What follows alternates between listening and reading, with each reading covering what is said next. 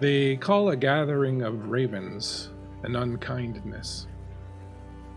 It is this name that is unkind, but perhaps it also speaks to a deep-rooted fear that lies within our souls, one that harkens back to days and nights of yore, dark ones, where the veil between this world and the next was brittle, more so than now. It is believed that ravens travel through this veil at will, toward the night's Plutonian shores, the underworld where our spirits dwell once cleaved from our flesh. Ravens, it is said, carry messages from the underworld into ours and back. This grim task is perhaps why we fear them. For all our curiosity about that country from whose bourne no traveler returns, in the bard's words, very few of us actually wish to know it intimately. And few also are those of us who wish to entertain discussions with the dead. Far too many secrets lie safely buried in that world below. The French, with whom Poe was very well acquainted, also call the moment of peak sexual satisfaction la petite mort, the little death. They say that in that moment of ultimate pleasure, or rather immediately after, we suffer a brief loss of consciousness, and in that moment we are as close to death as can be without feeling the ashen shores of the deep penumbra with our bare feet. That first gasp of air, that wakening, that realization that we are not in fact dead, is what brings us true pleasure in that instance. That gasp, that quick, sharp intake of air, the oxygen and life burning our throats, is our sign that we are not among those who have gone. And that knowledge is what brings us ultimate joy. A quick, sharp gasp, the tiniest, smallest buffer between life and death. And from the other side, pallid and resentful, the dead look on, their fingers slipping from around our throats as they sigh a quick, sharp sigh, and resign themselves to wait for us a little longer. No wonder we'd rather not hear their message. Still, there are those among us who seek them out, these messages, who yearn to speak the same language the ravens speak, the tongue of the dead. Here we see the Tower of London, officially His Majesty's Royal Palace and Fortress of the Tower of London. It is a historic castle on the north bank of the River Thames in central London, England. It has served throughout its long life as a palace, an arsenal, the Royal Mint, a prison, place of execution. These days, however, it is home to the British Crown Jewels. Near one of the more discreet doors, the one dubbed Trader's Gate, 3 people wait in the lengthening shadows of dusk. Dr. Watson waits patiently, leaning on his cane. He's not as spry as he used to be, and the death of his closest friend, Sherlock Holmes, has been a dire blow to him, leaving him empty and older. "They'll be here soon," he says, eyeing his impatient companion.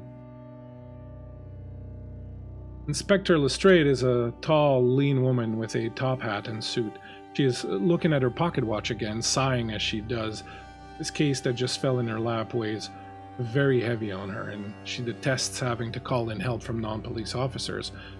But as she did with Holmes, she swallows her own pride in favor of seeing justice take its course. Along with them is a porter, a dour, mean, mud-splattered boots, who waits, his collar pulled up against a humid cold and holding aloft a lantern.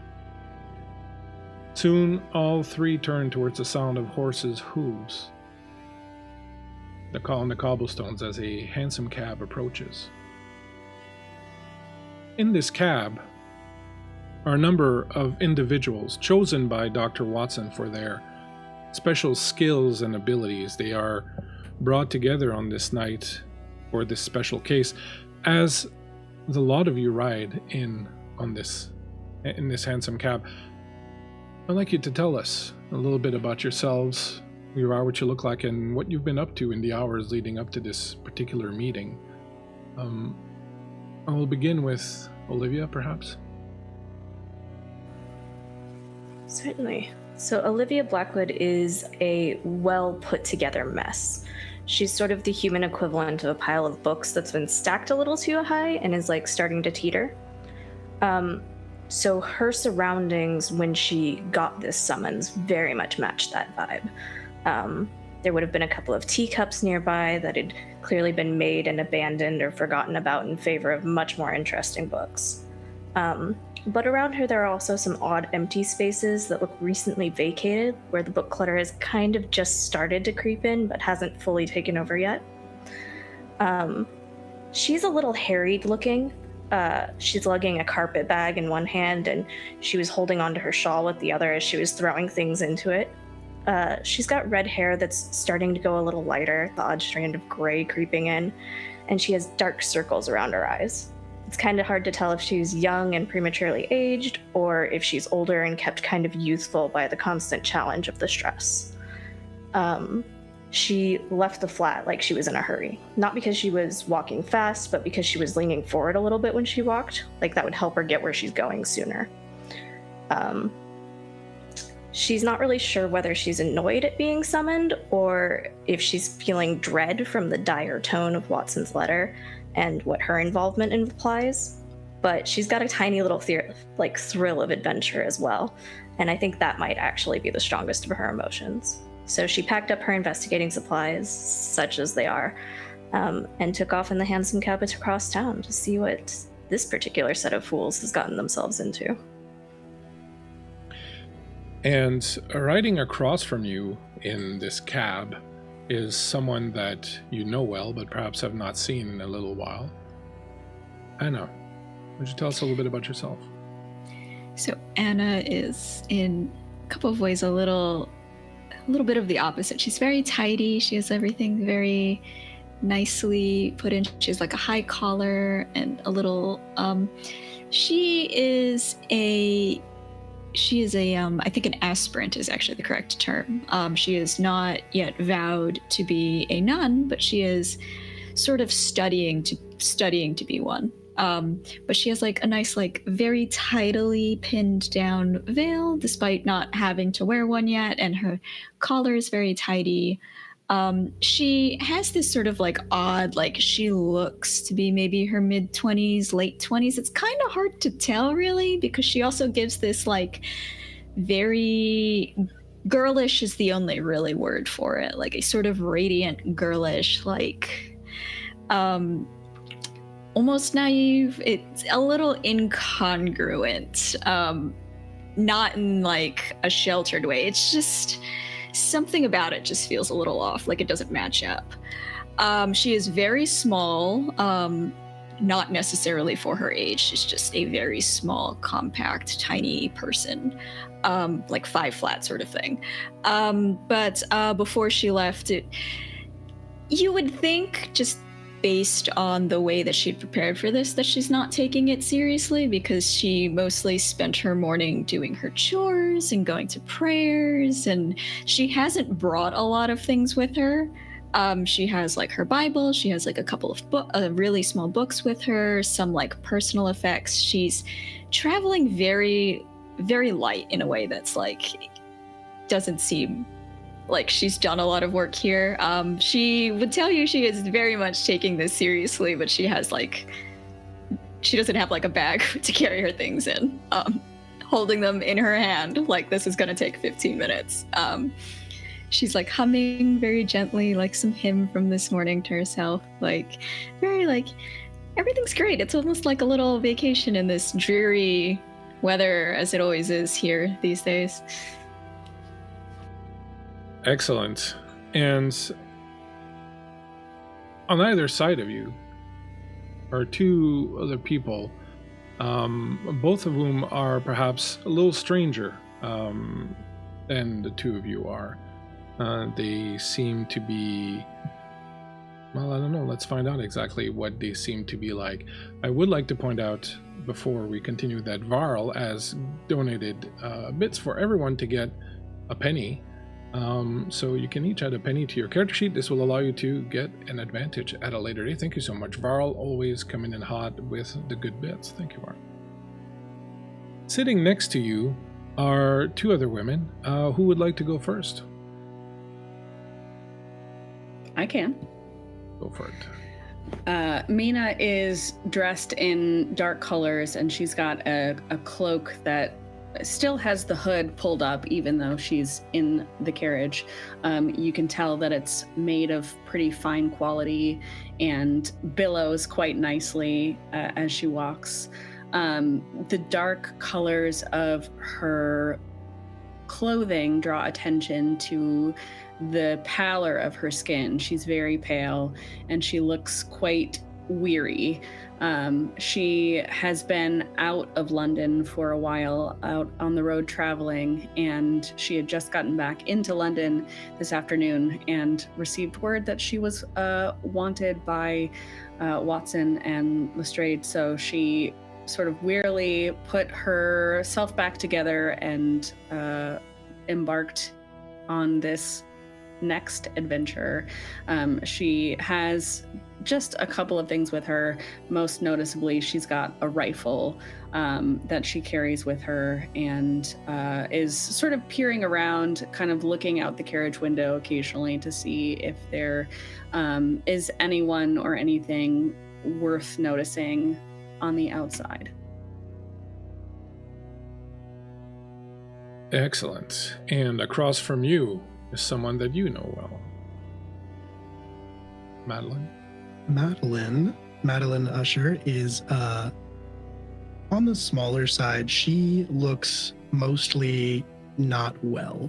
She is very beautiful, but she is very slight, and she kind of has this air of being sick. Her there's sort of like a perpetual redness around the outside of her eyes, almost like makeup, except it's not. She just sort of always has that.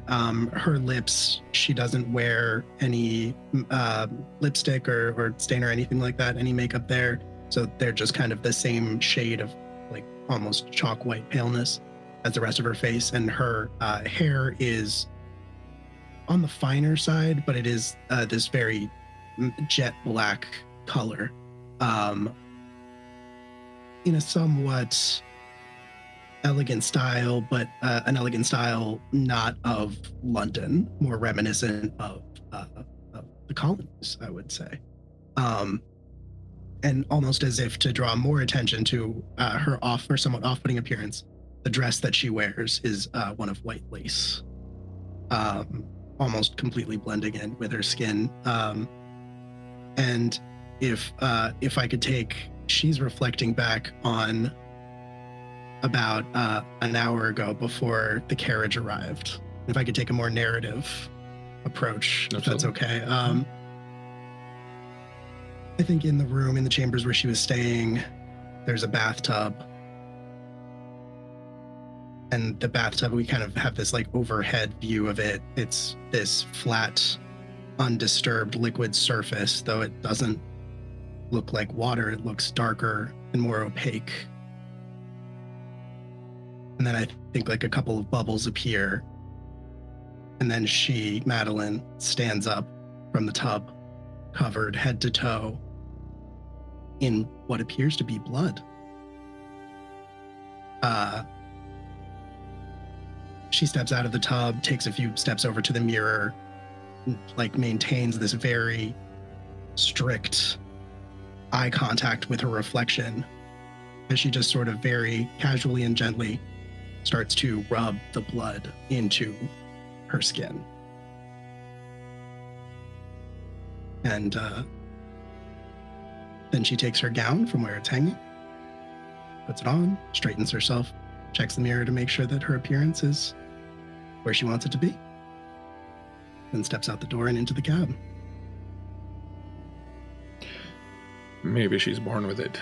Maybe it's just blood type A.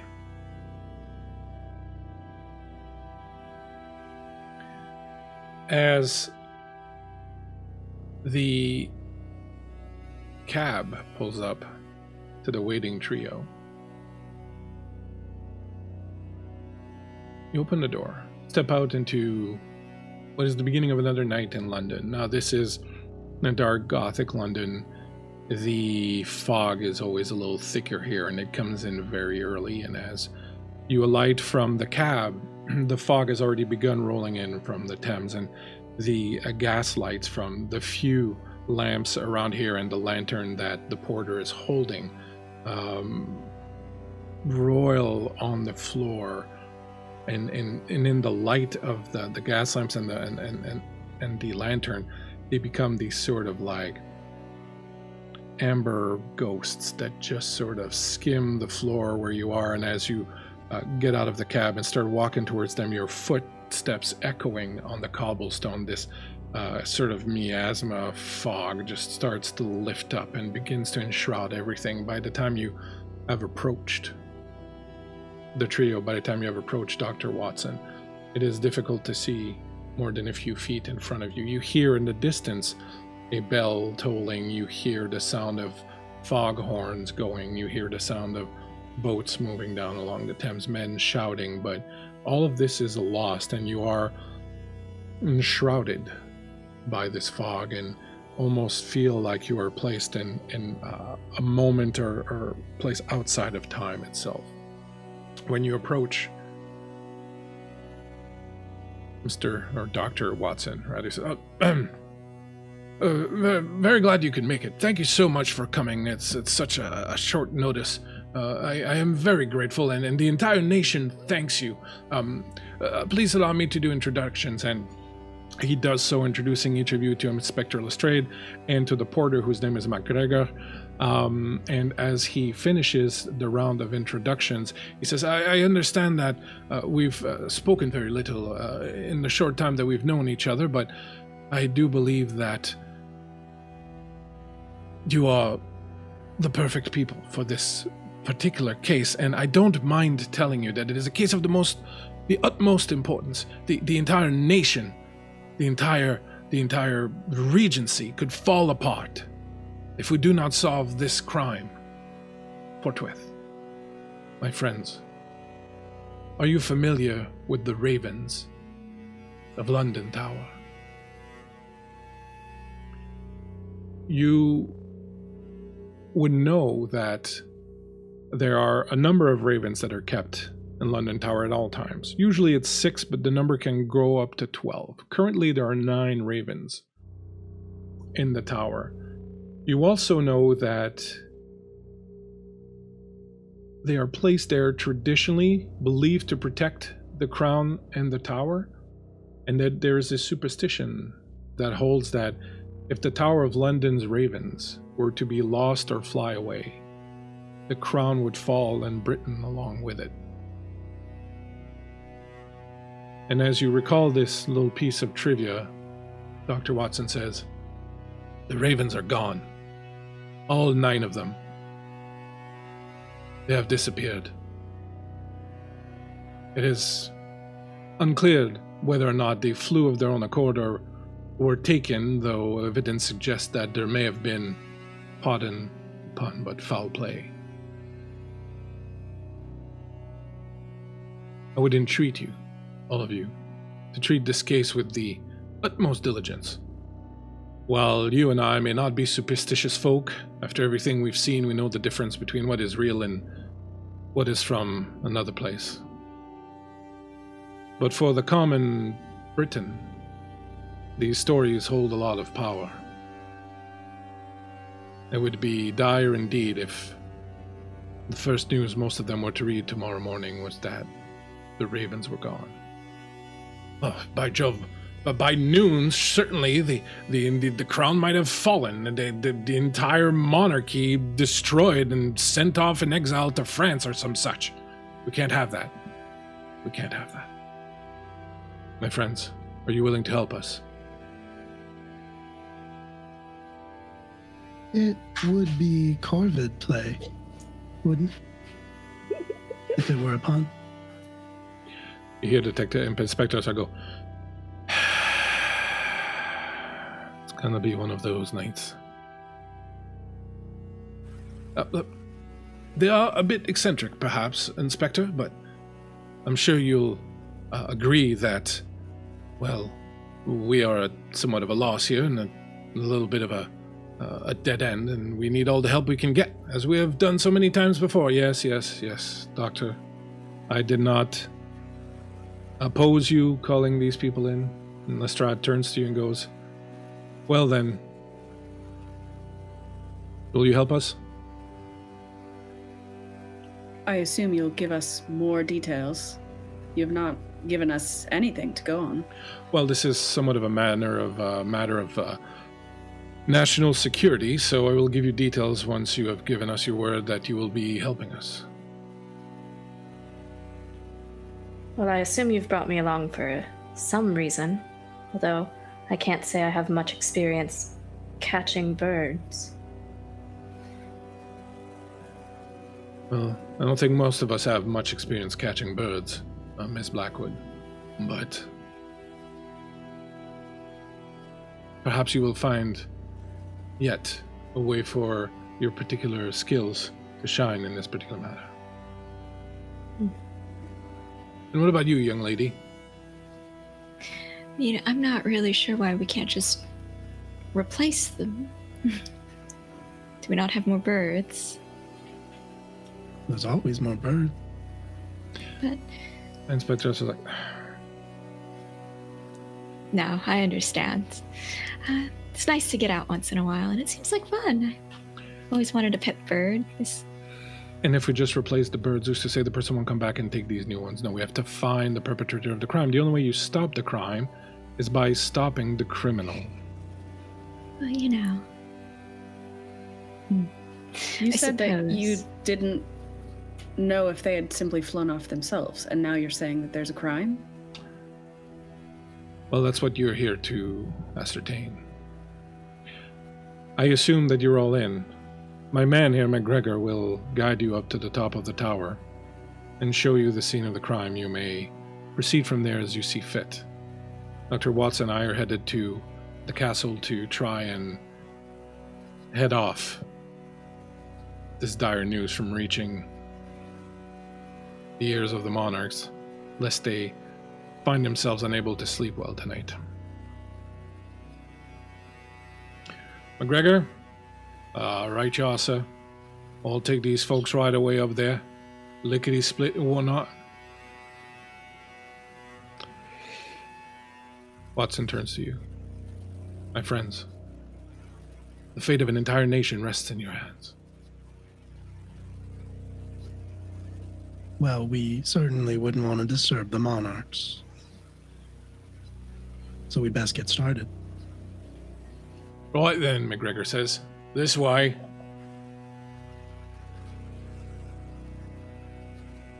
You follow McGregor, his lamp, the only light after a while that shines forth, and you almost lose him in the fog as he walks towards London Tower. He approaches Trader's Gates, and as he goes through them, they open just wide enough to let someone through. As you step through, there's a very frightened-looking young military officer who was holding the door, and McGregor's like, "As you were, lad," and then it's like, "Yes, sir, yes, sir."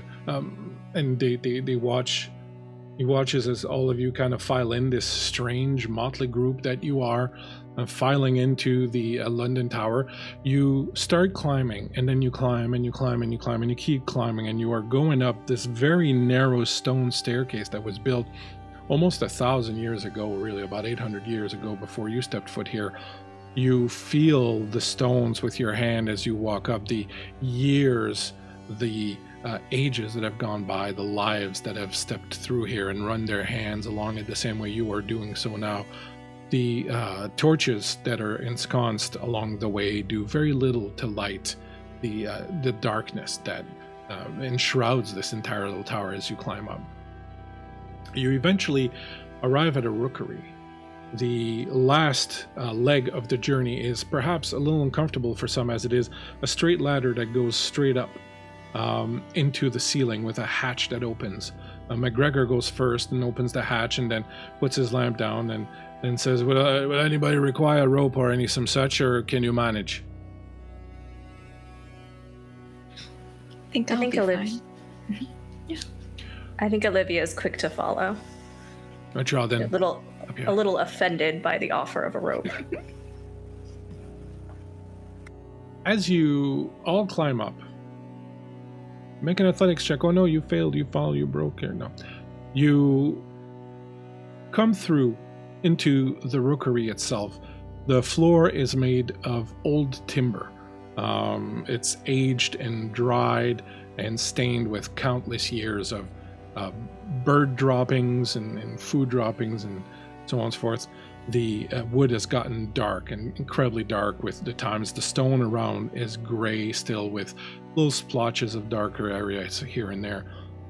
At the center of this rookery, there is a bunch of hay that's been laid out on the ground over some tarps. And in the center are a number of cages. They are fairly big. You can tell that if there were supposed to be 9 ravens here, there was a lot of space for them. The place is clean. You can see along the walls a lot of food for them. There's barrels of fresh rainwater. They're obviously very well cared for. But what you notice as you approach is that the doors are open, the cages are empty, and there are a number of black feathers spread out throughout the room on the floor. McGregor lifts up the light, shining as much as he can in this little room, and he says, "Well then, it's your job, isn't it?" Well, I think I found your problem, McGregor. Oh, what's You that? left the door open. Well, I don't believe the door was left open, sir. I believe that it was opened by whoever came here and took the ravens, is what I believe.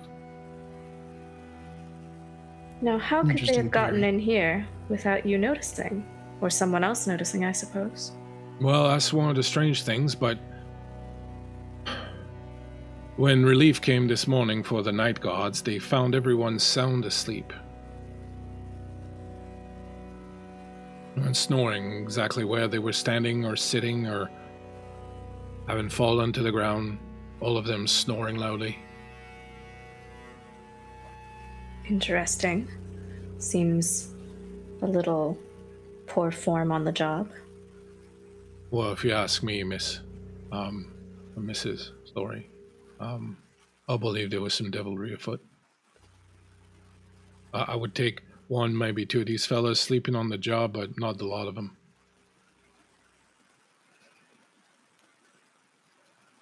None of them remembered any mysterious happenings before they fell asleep?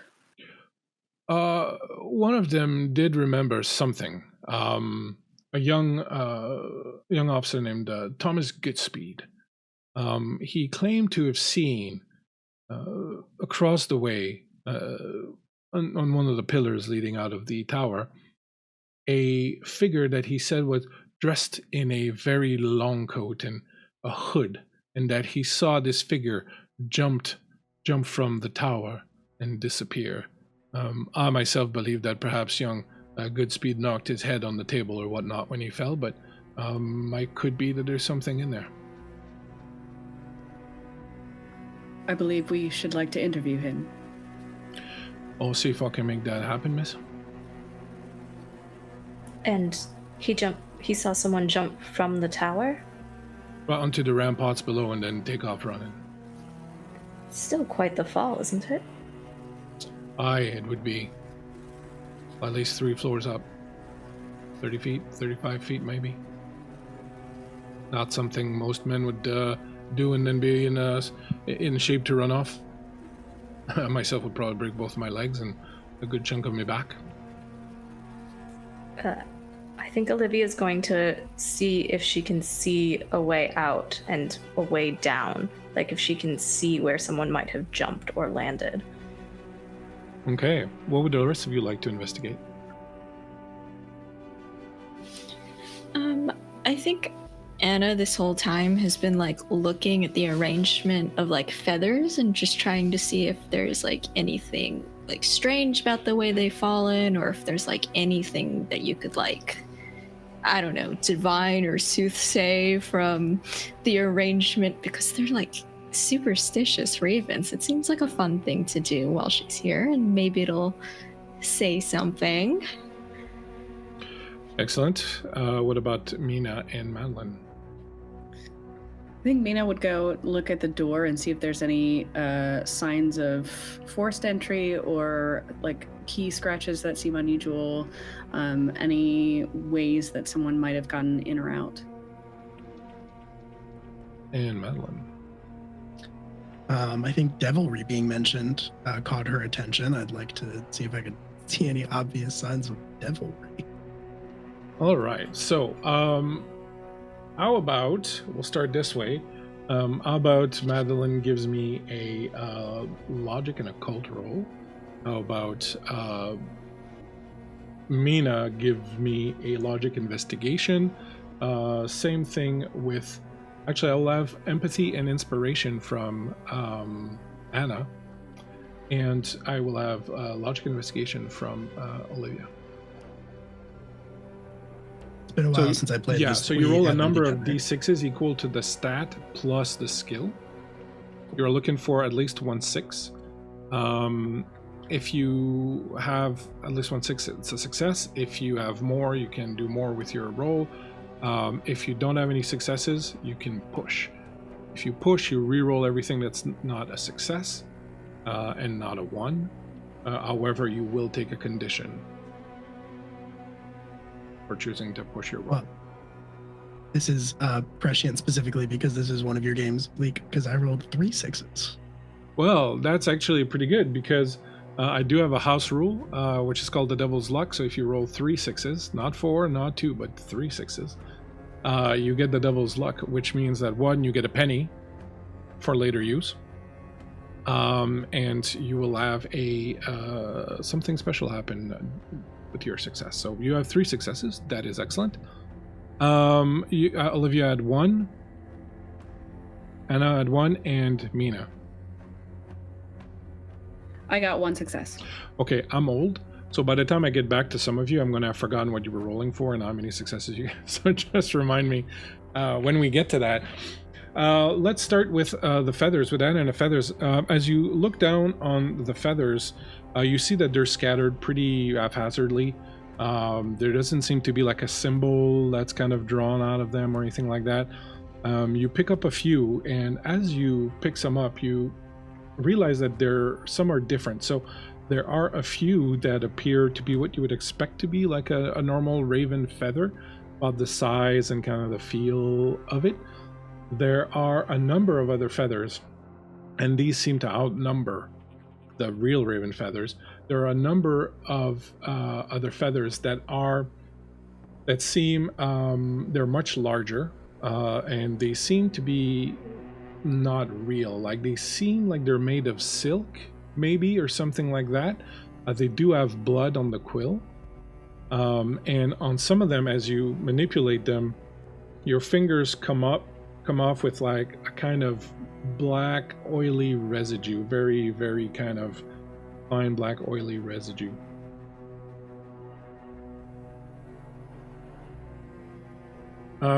As you are inspecting the door, Mina, you go back to the door, you close it to start looking around. First of all, the first thing you kind of notice quickly is that it has not been forced in any way, shape, or form.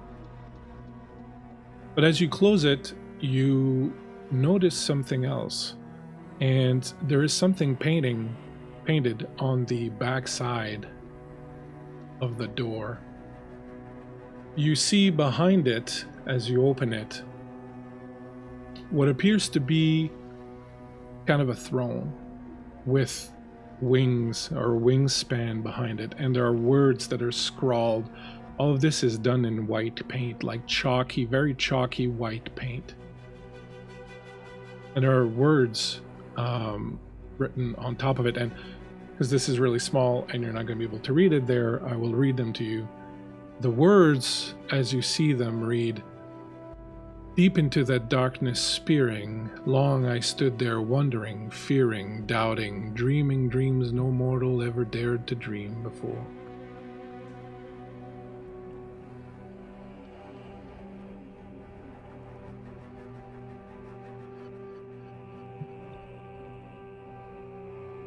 Will, you were Inspecting, I don't remember what. What were you checking out, Will?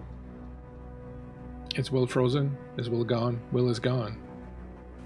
Is Will gone? I think I was seeing if I could pick up any like supernatural Yes. So stuff. as you... Are you using one of your powers for this, or were you just kind of trying to get a feel?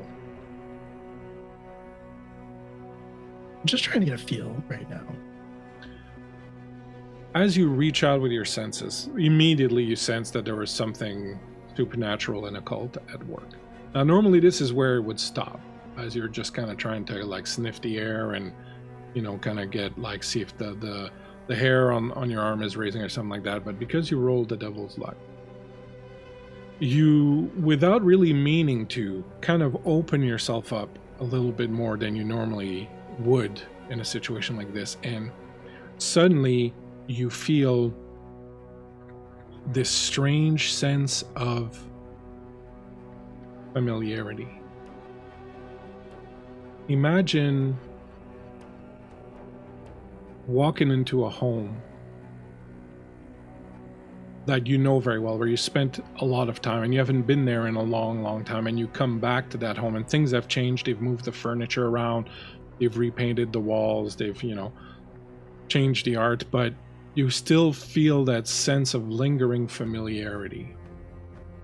And as you open yourself up to what's going on here, you get exactly that. Maybe it's a smell, maybe it's just a feeling, but you get a sense of familiarity with the type of magic, perhaps, that has been used here. You can't put your finger on it, but you're sure that if you encounter it again, you will know it.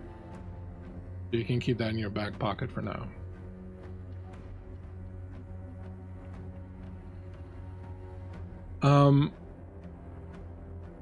Olivia, you were looking for you were looking to see where the figure would have jumped out. Was that it?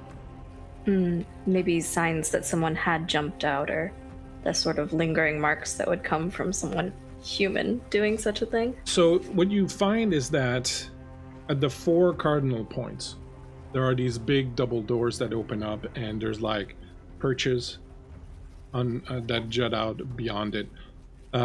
They are very clearly for birds, but at the same time, they're big enough for someone bent over to kind of go through.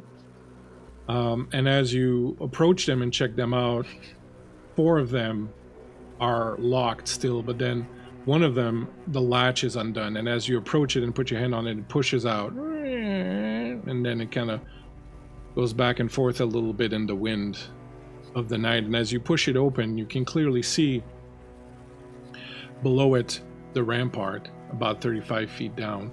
The rampart continues to the next tower, and then beyond that is the tower bridge. Do I see any sign of a rope or anything that, again, a more human person than we think we might be looking for might have used? You don't see a sign of a rope, but I will say that you do notice on the edge of the that perch that kind of juts out that there is mud. It's a bit dried right now, but there is mud. Sure. All right.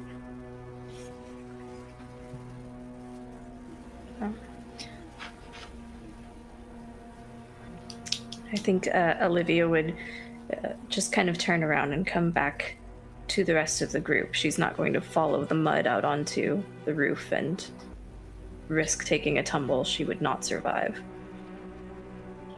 Probably wise. I'm going to say Anna is currently collecting 9 of each type of feather, 9 of the really big ones, and 9 of the really, the real feathers. She's not sure if this is relevant at all, but it seems nice to do. What about you, Mina? Currently working. Sorry, go ahead. What about you, Mina? There is writing on the door. seems to be some sort of poem painted on.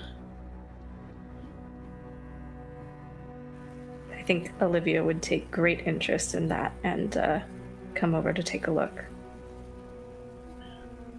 Olivia, you come over, you read these words, and you feel, you know, that sense when you're like, I don't know if you've ever had a dream where you're walking towards a door or something and there's a carpet and you step on the carpet and there's a hole underneath it and you drop suddenly, like your stomach kind of dropping down. You get that feeling as you look at these words and you realize they're words that a long time ago you had toyed with. Something you'd been writing that you never finished because it just wasn't coming together.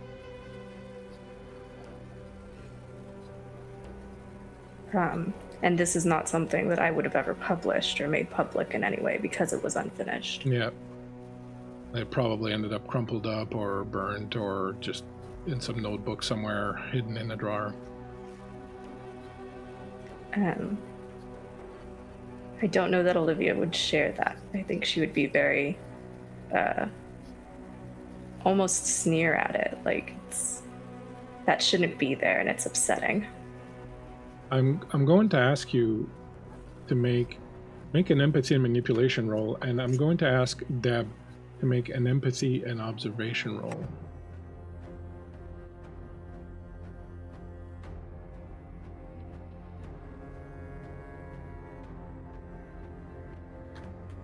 I got 1 success. I got none. Mina, there was definitely a reaction from Olivia. Unless, Olivia, do you wish to push? No. There was definitely a reaction. It was covered really quickly and really well, but there was definitely a stronger reaction than what Olivia led on to. Are you well? Perfectly fine. Thank you. Something you recognize? Something I wrote a very long time ago. Not exactly, but close enough to be recognized. I'm not certain how anyone came by it, nor what it's doing here. It's very odd. It is indeed very odd. Astute. Unless it's a message for you. I can't imagine what this message is meant to say. Quite the coincidence if it's not meant for you.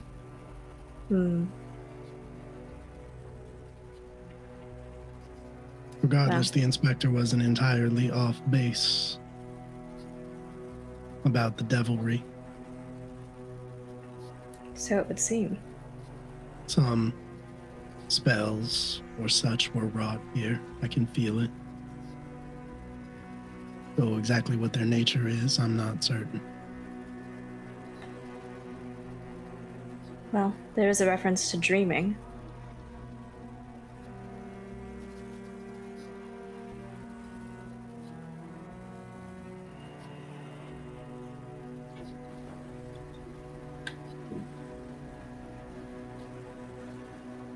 I wish I had more for you. I simply don't know how anyone came by this, or, again, what it's doing here.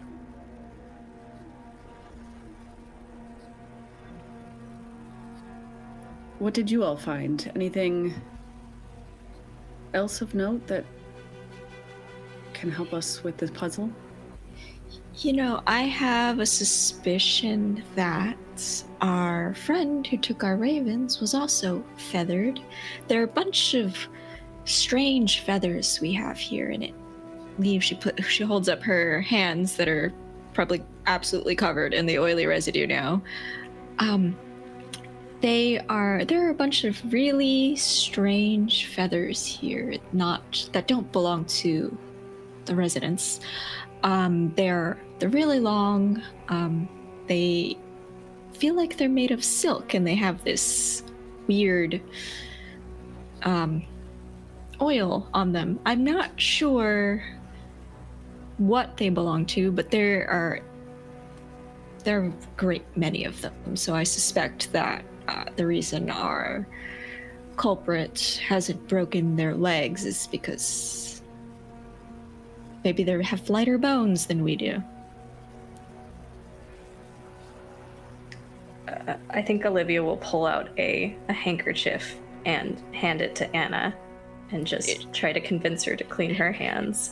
She's already like trying to like gently wipe it off on her skirt already by now. Yeah, thank you. Uses the handkerchief.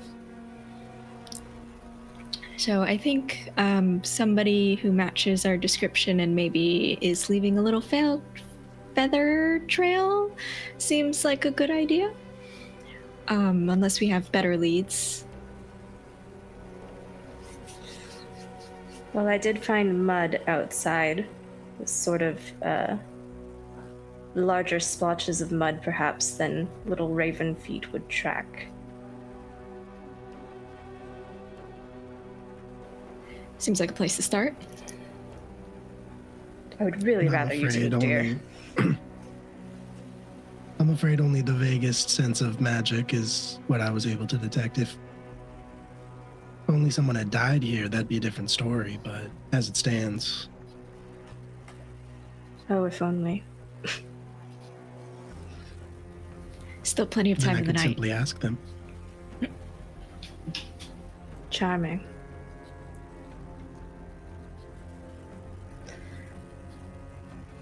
Well, shall we go find the lad who said he'd seen something? Again, I don't think the way for us to go is out onto the roof. As you say that, you hear from the window that you had gone and opened earlier, you hear a tuck tuck.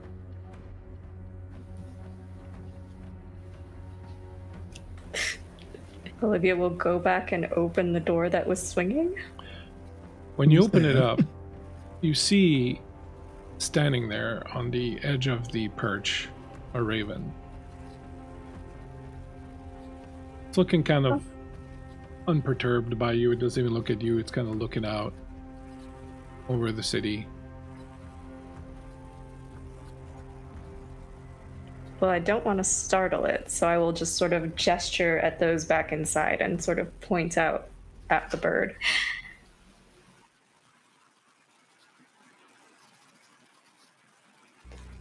We have one of 9.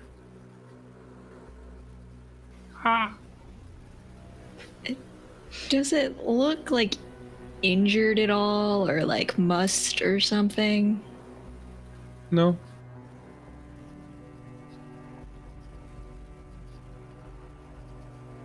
What are we to do with it? Should let it in. Anna's gonna try to get its attention and try and like gesture it to come inside. Not great animal skills here. As you gesture for it to come inside, it's promptly ignoring you. You see across the way at the tower bridge, which is, there's a bridge, of course, that crosses the river, and there's a tower in the center of it. You see another bird perched exactly like this one. And as you're looking at it, you think, that bird's really big.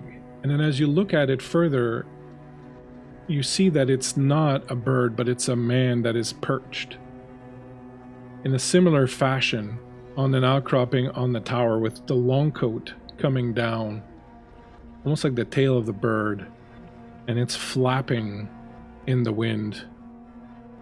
And the figure turns towards you,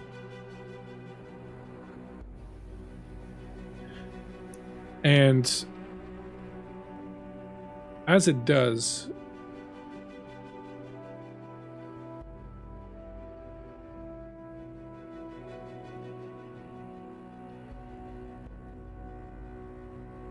you see this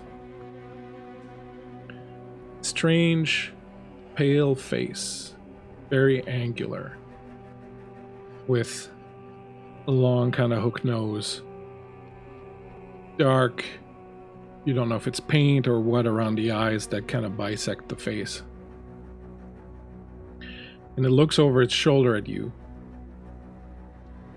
And it flaps its coat and it climbs up into the tower.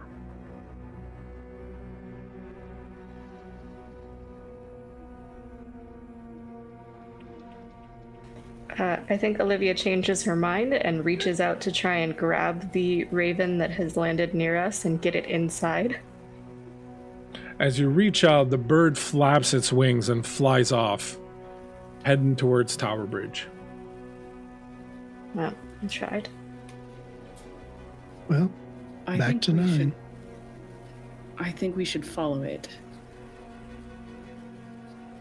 Well, I agree. can't fly, so I think I'm No. going to have to go the long way round, but I think all of us will, but that Who's the figure on the longest could tower, fly? That would be crazy.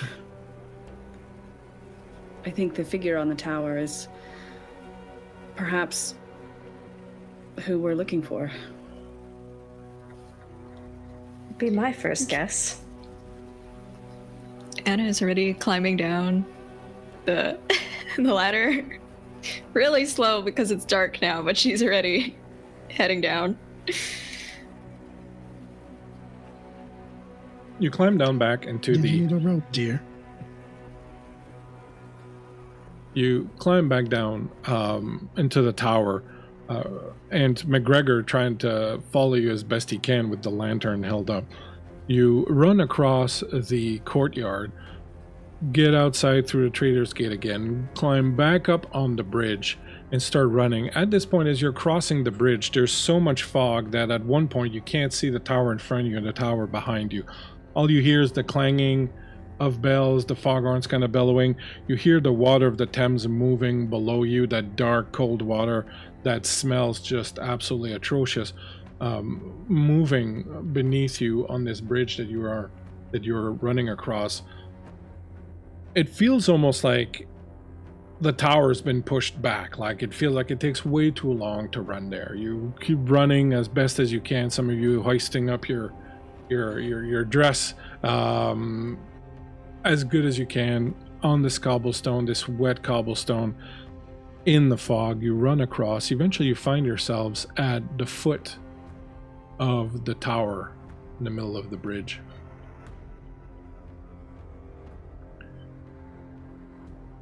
McGregor comes up. I got to give me a minute here. I'm not young enough for this kind of sport anymore. Yeah.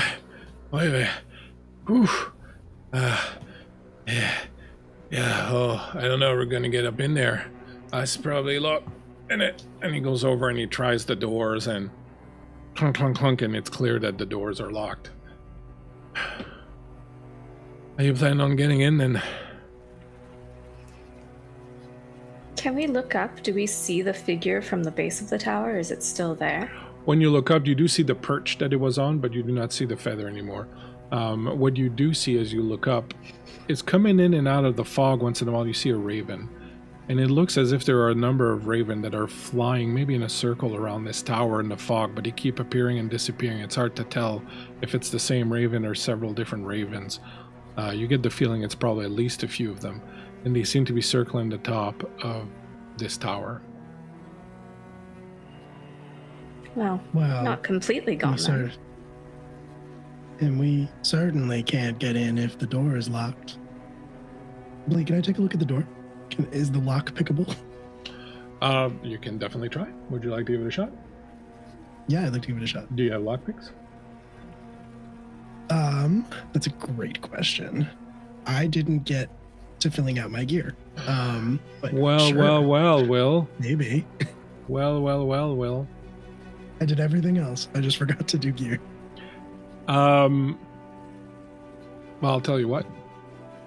You have that lovely penny from your Devil's Luck earlier. If you spend that, I'll say that you have lockpicks on you. I will happily spend that penny. All right. And you can write down stuff on your character sheet between now and the next time you need stuff. Okay, cool. Thank you. That's very generous of you. No problem. So go ahead and make me a precision and stealth roll.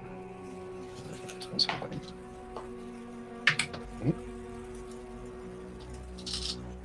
You can help, by the way, if somebody else has stealth. You could help. You could help out Madeline by rolling your precision and stealth also, and every 6 that you get would be an extra dice that Madeline could roll. Gladly. I got 2 successes. Oh, excellent! So 2 more dice for you, Will. Okay. And 1 more from me. Okay, cool. So you're rolling in dice. It took rolling 9 dice, but I got a 6. Oh, wow. Excellent. You manage. It's very difficult for some odd reason. This is something you should be able to do with your eyes closed, but I guess they take security very seriously. You break one of your lockpicks. Things are just not going your way. There's fog. It's dark. It's difficult to see. You yell at McGregor to bring the light closer. Eventually, you manage to unlock it. You open the door. As soon as you open it, you see that there are 2 guards that are on the floor sleeping.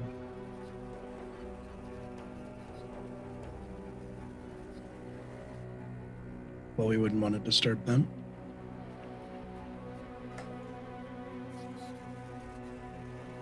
Wouldn't we?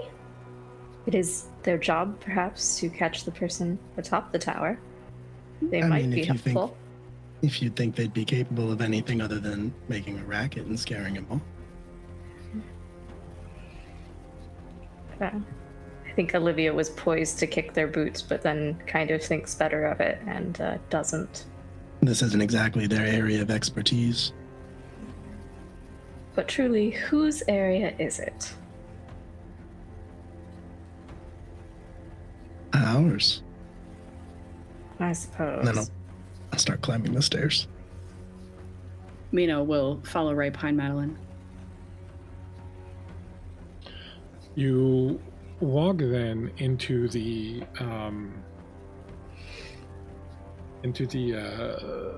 building, the tower. You find a set of stairs that goes up.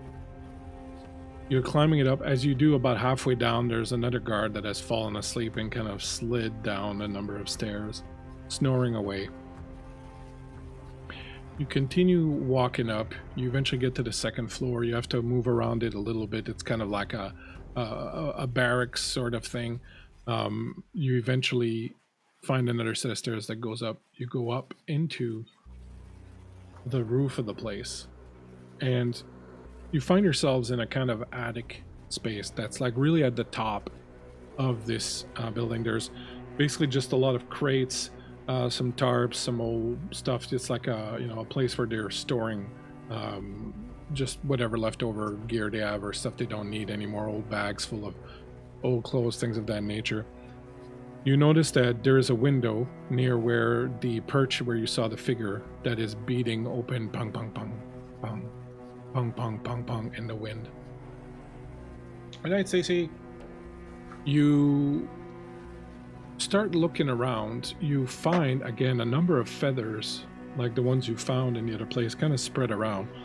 And as you do, you notice that it's clear that someone's been staying here. You see kind of a makeshift bedroll. You see a few personal items kind of scattered about. Go ahead, everyone, and give me some rolls. So if you want to do like a physical investigation of the place, give me investigation. If you want to do something more occult, give me your occult roll.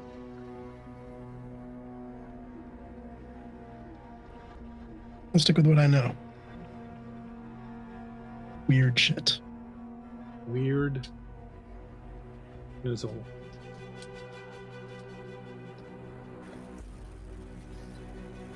I have 2 successes for a physical investigation to, look through the things that were left behind. Can I push? You can certainly push. If you push, you will take a condition tied to the attribute that you're pushing on. Okay. I think I will do that. That's re-rolling? Yeah, you reroll everything that's not a 1 or a success. Shit. A bunch of these were 1s.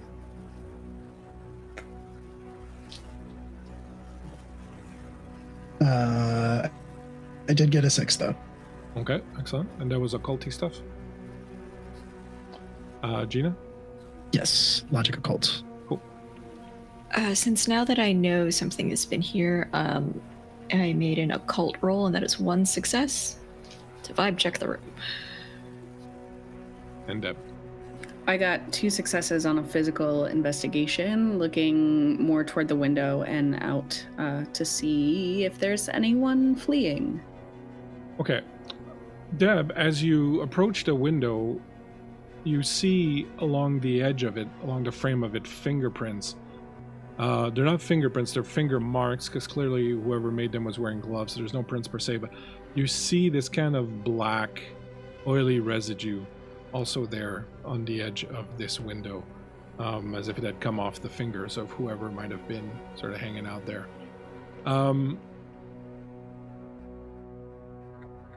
The people vibe checking the room, Will, you get that same sense of familiarity again. Akin to putting on that old sweater that you've been wearing since, it's got holes everywhere, but you still love it. You put it on and it feels so comfortable, and you know exactly what it's going to feel like when you put it on. It's kind of got that sense to it. But you again can't quite put your finger exactly on what it is, because there is a level of, as I was saying, sort of occult to it. But it's of a type that it's not something you've kind of encountered before. So it's kind of difficult to really focus in on what it is. Anna, with your sense, the first thing that I will say is that you detect that there is a touch of evil here. And I'm talking devil evil. Like there is a touch of something dark, black and evil, and of the devil nature.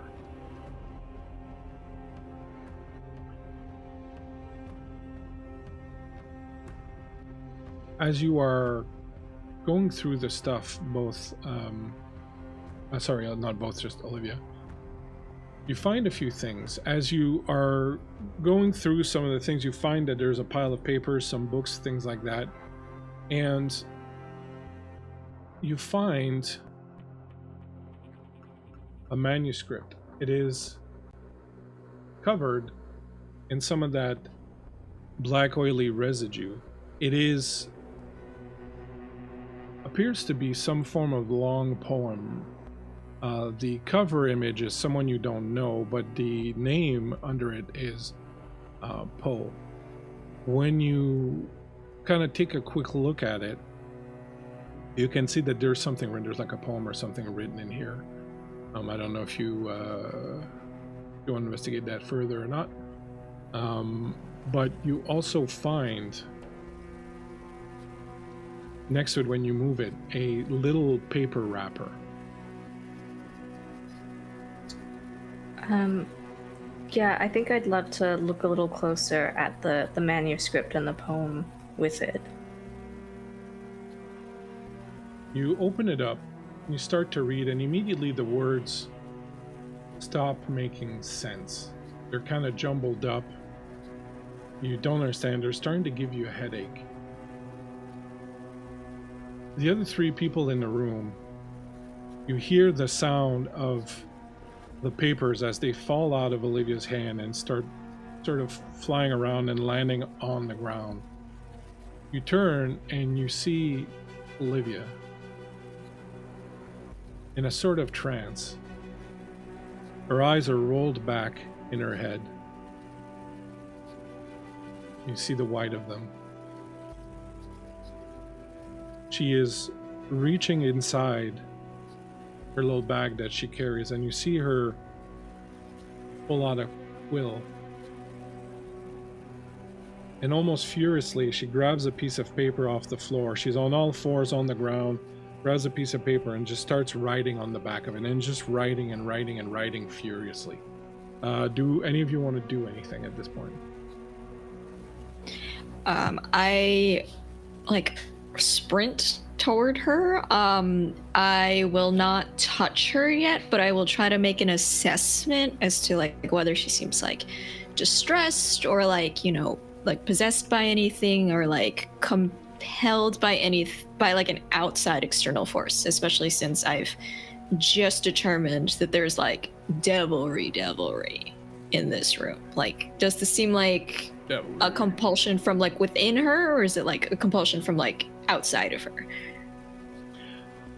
It kind of seems to be coming from inside in some way. She has a very passive face as she's very furiously kind of scrawling, and you realize she's not writing, she's drawing something.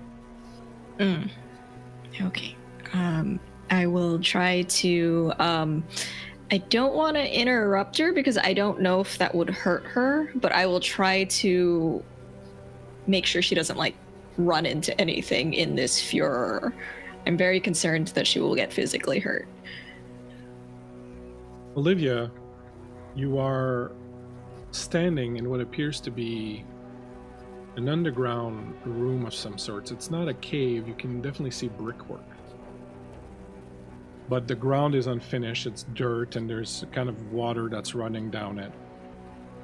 At the center of this room, as you look, you see a not very big, but still fairly impressive for being underground tree that has no feathers on it. But as you look at it, you see that there are ravens perched in the tree. And as you look and count them, you notice there are 9. You hear a rumbling sound. Something loud, rumbling, kind of continuous, that starts off not too loud and gets louder and louder and louder and then fades. But as it does that, the light in the room starts to flicker. And every time the light flickers, you can see that the ravens in the tree are replaced. You see the bodies of 9 people, naked, hung by the neck from that tree. Every time the light flickers. And as the sound recedes and the light flickers one more time, you finally focus on one of these figures. And you see that it's Anna. Dangling there, neck snapped, her lifeless naked body just swinging before the lights come back on again, and there are 9 ravens again.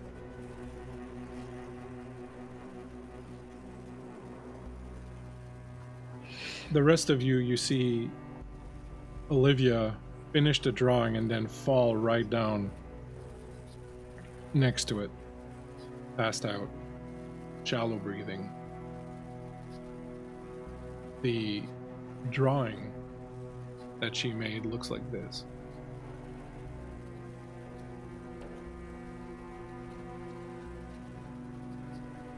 What would you like to do?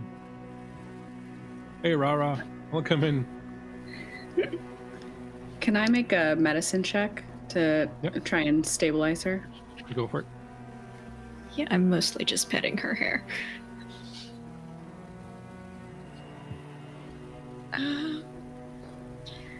Olivia.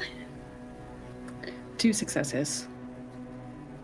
You realize right away that she's not really in danger. She just has been holding her breath for the entire length of the time that she was doing this, and now she's slowly starting to gain. So you help her out, maybe, try to help her regain her breath. You would loosen some of her clothing and kind of put her in a better position. And I don't even know if they had mouth to mouth back then. Probably had not been invented yet. But you would eventually kind of feel her start breathing normally again. Olivia, as you start coming to, you realize you're being held in Mina's lap, and the last few things next to the image of Anna hung by the neck that you get are that sound, that rumbling sound, the sense that you were near water, hearing foghorns, things of that nature. The stonework that told you were underground but not in a cave or anything like that. And you come to slowly.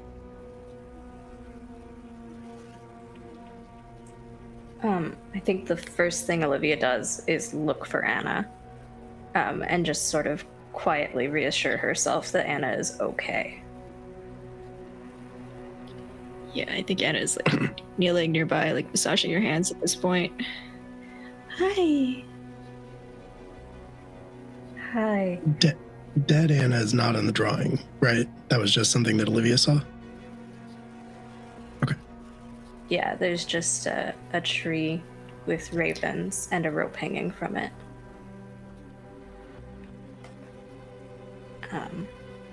And I think Olivia's gonna sit up a little bit discombobulated and sort of shake herself and then sort of strengthen her resolve and sort of put herself back together as much as Olivia ever gets put back together.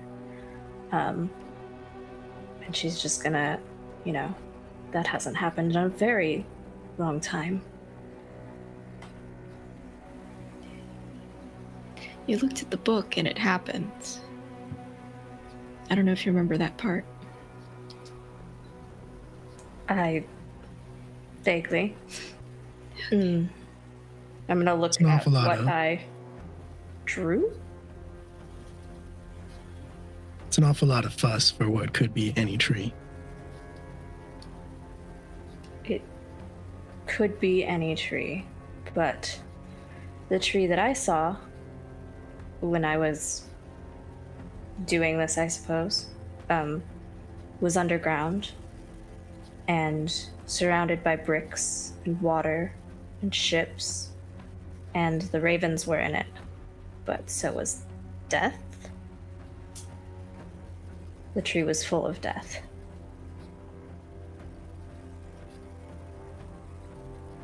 That might narrow it down.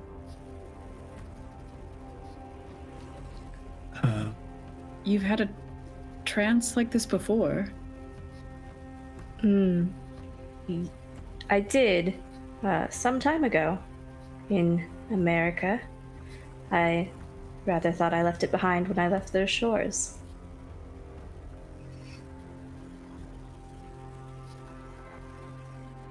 Was it the same? Was it different? It was different. Mostly I wrote things. Things like the nonsense scrawled on the door back there.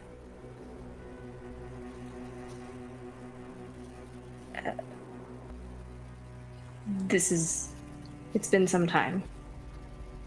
And she's just gonna stand up and sort of try to shake it off a little bit.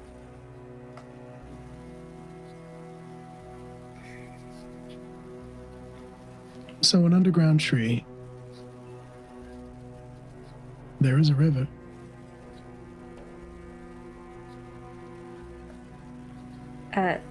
The brickwork that I saw, does it look like where we are now? Does it look similar to the brickwork of the tower?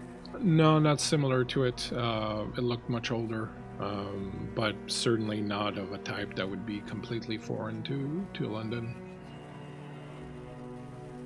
All right. Where'd all the ravens that were flying outside go? Are they still there? Is there a way I can look out? Yeah, you open the window and you look out, and you'll still see one of them once in a while pop out of the fog, and then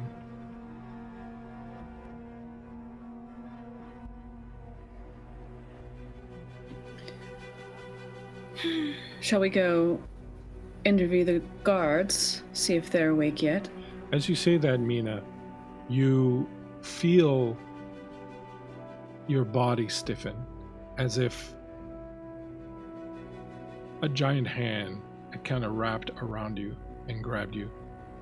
And in your head, something that hasn't happened in a very long time, but in your head, you hear a voice, a woman's voice, that says, "I hope you won't tarry too long. I'm really looking forward to meeting you."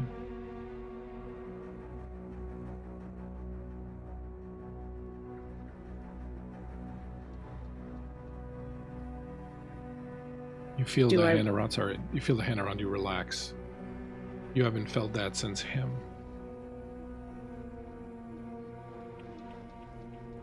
Do I recognize the voice at all? You've never heard it. It's got an accent similar to his. The rest of you saw Mina start talking and then stop, and then for a moment look like she was about to choke or something, and then kind of be released from that.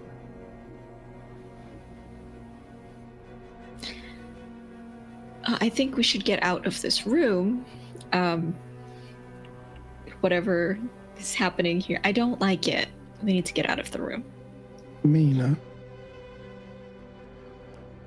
what did you see? See, nothing.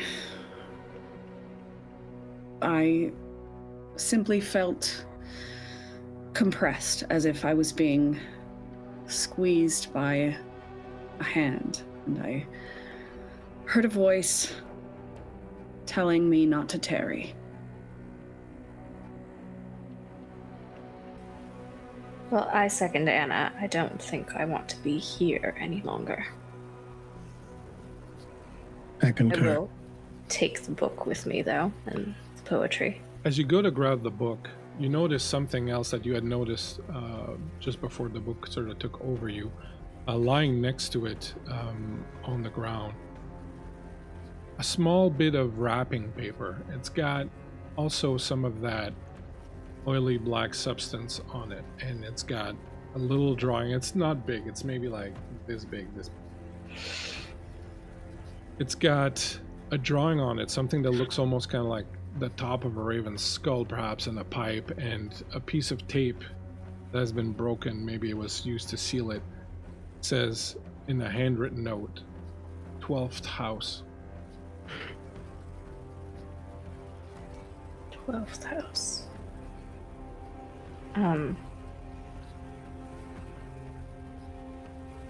I'm going to pass it to Anna, whose hands are already covered in stuff. Just let her see. Okay, does this and mean then, yeah.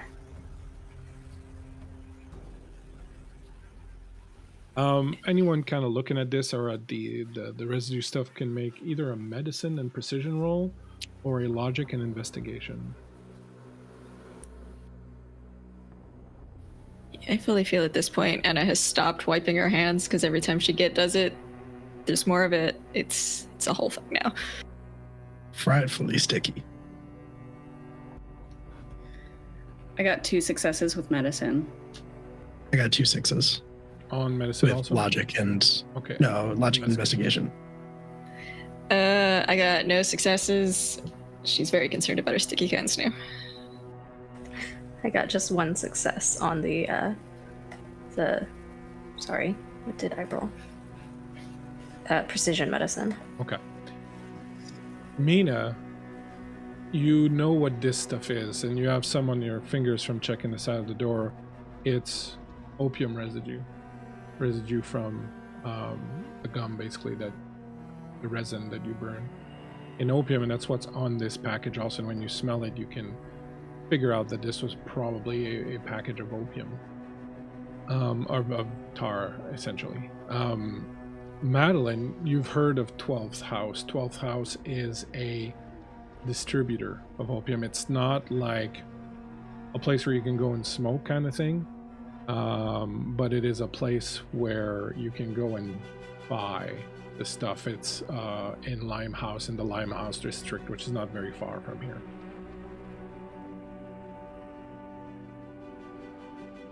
I have heard of 12th House.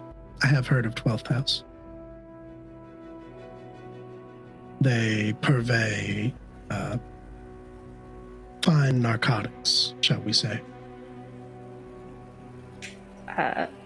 Olivia is going to, with that, sort of realize what the blackness is and renew her efforts to get it off Anna's hands. She dutifully holds her hands out. Let's you. Yeah, the novelty of the sticky hands is not. It's getting very old real quick. And her nice white skirt, the little like white panel that's on it it's all sticky now. She doesn't like it.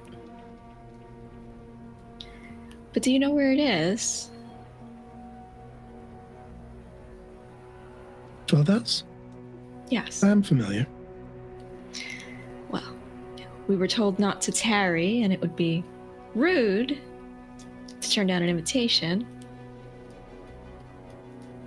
Certainly would be. Very exciting. So you scoop up the manuscript, scoop up the little wrapper, make your way back downstairs. As you are going down the steps, Mina, I would like everybody else except for Mina to roll a d6 and tell me what you get.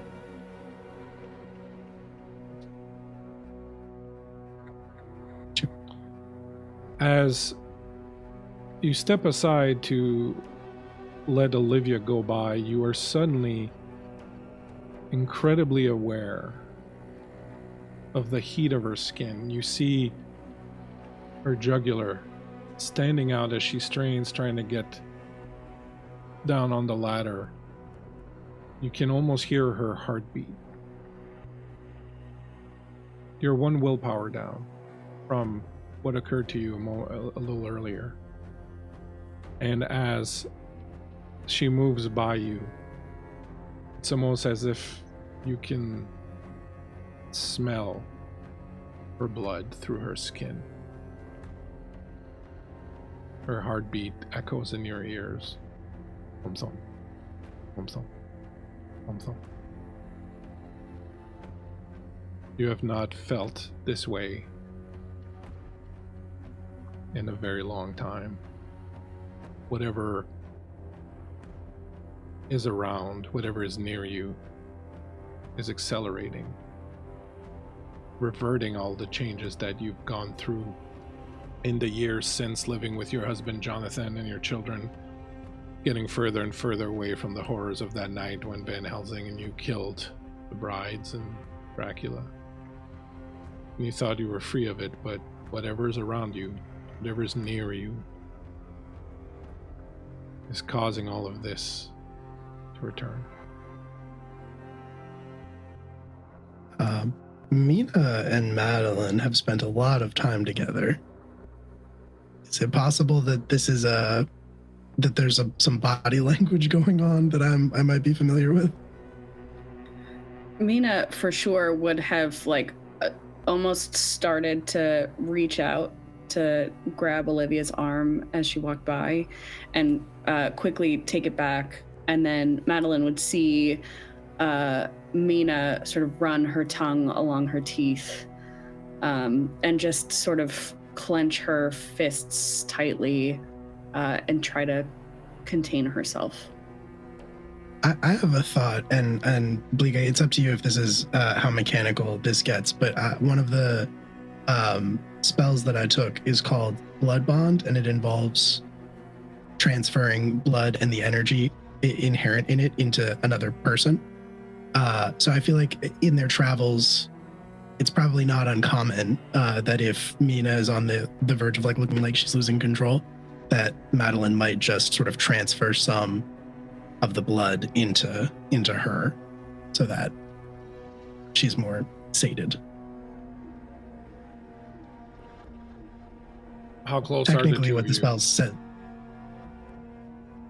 Physically or friendship? I think quite close in both cases. Yeah. You see what is Roommates. occurring. You see Mina's reaction. You see her kind of moving towards Olivia. You can see in your mind what's about to happen. Olivia obviously is such a prim and, well put together older woman, would used to be a governess, just would certainly freak out at all of this. And in a moment, you make your decision, and summoning the spell in your mind, you bite down on your tongue. You feel the hot rush of blood filling your mouth. You reach out, you grab Mina.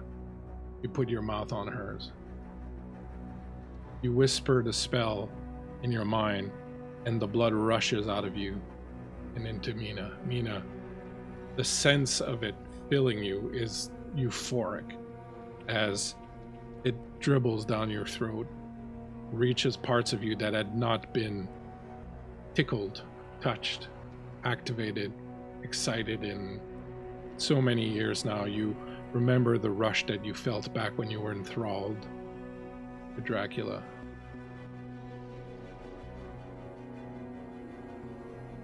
And in a moment, it's over. You have regained a willpower point. And I think as Madeline pulls back, she just says very quietly while they're still very close together, There.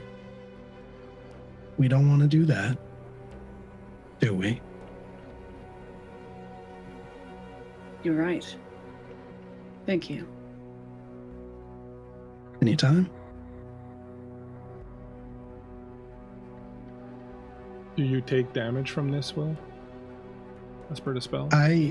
So technically, I guess that's part of the question. Technically, it's transferring health or resolve points, which is more of a tier 0 thing, I will think. say that you are going to take a physical condition. Cool. Either, let's say, exhausted or wounded, probably. Mm-hmm. I'll be exhausted. So now you have two conditions, right? You have a mental and a physical one. As you finish this transfer, Mina, you're feeling a little bit better. You hear in your mind that voice again that says, well, now, that's my girl.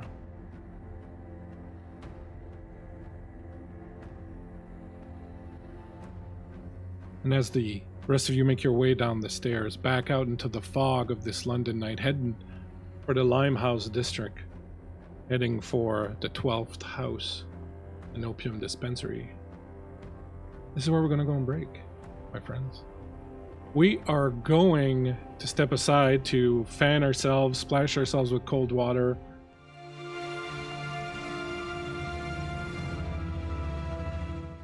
Hello, everybody. We are back from our little break, and I did everything except drink. I'm gonna drink in your face now. How about that? Just a little gin.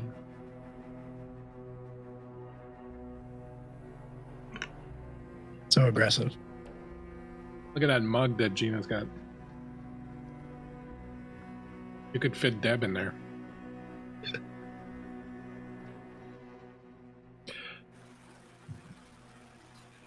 My friends, before the break, you had been investigating the disappearance or theft or kidnapping or raven napping of the 9 ravens of London Tower, which supposedly if these 9 ravens disappear, this means that the monarchy is going to fall apart.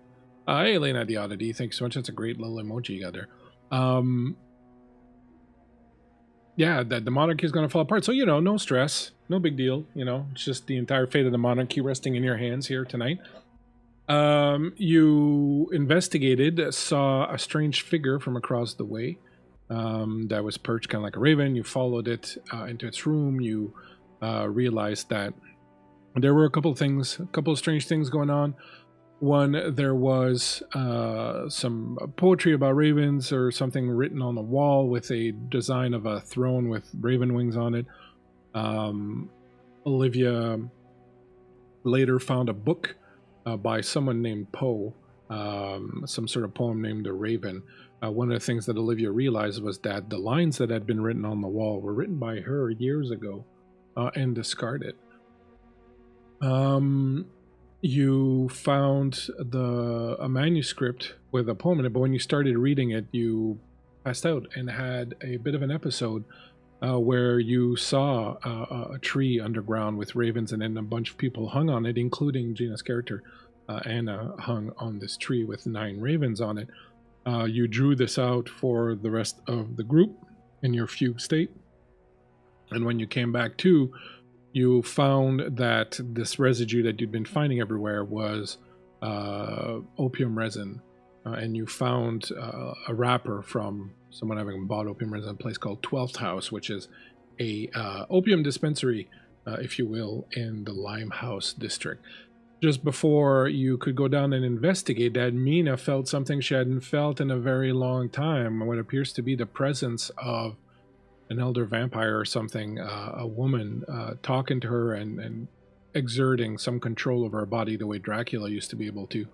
This caused Mina to become very interested in biting the neck of Olivia.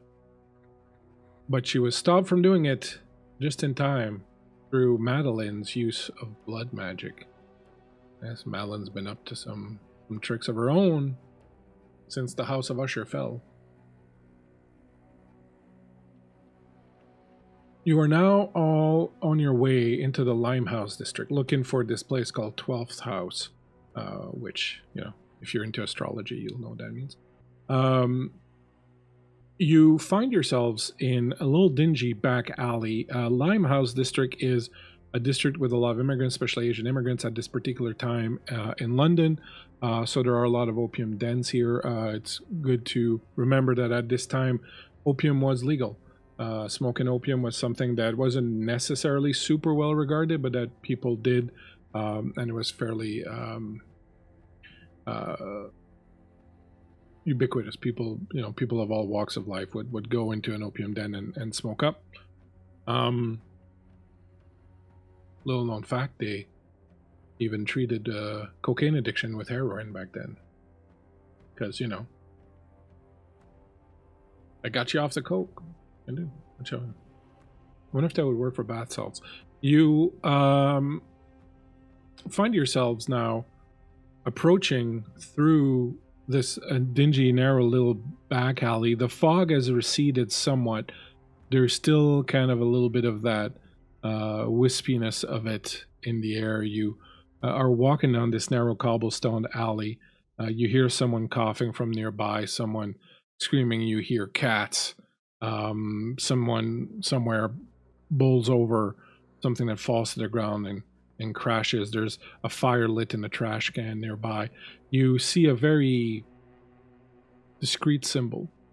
It just says 12th house, and it's that same symbol you saw on the paper, what looks like the top of a raven's skull with a opium pipe crossed over it. When you approach, the lights are off. There doesn't appear to be anybody home. What would you like to do?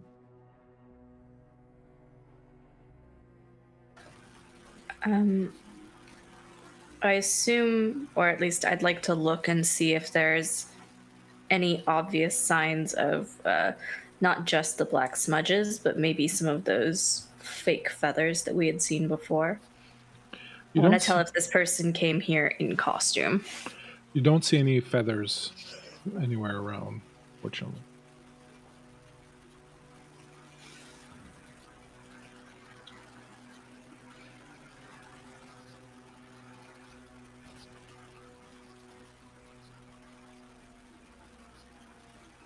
What would you like to do? I'm gonna peek in through whatever windows might be open to see if I can...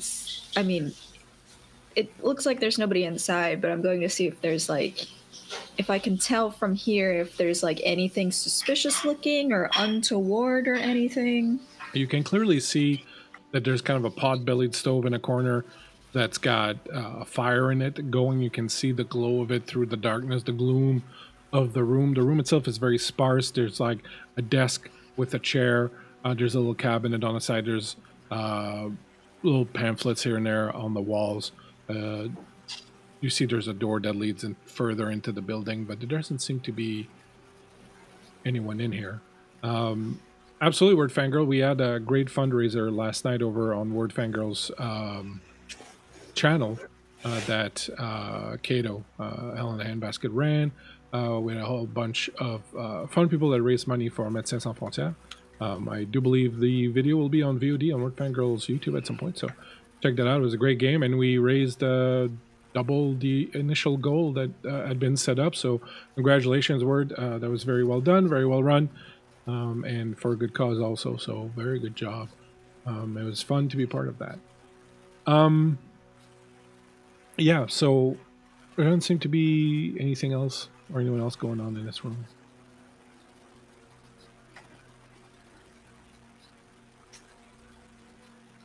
I've been here before, right? Do I know if there's anything secret, like a knock or a password or a door that you have to use or anything? No, it's usually you just will come up. There's usually a guy outside at the front, and they'll question you and sort of, let you in, if they feel that you're trustworthy. You've never come here and seen it closed, especially late at night like this. You would expect it to be open. I would expect that. So what do you lot want to do? I think I'd like to look up and down the street and see if it seems more subdued than usual, if there is any, feathers on the ground or, down the street, or any, even looking up at the rooftops and seeing if there's any figures around. Give me a observation roll.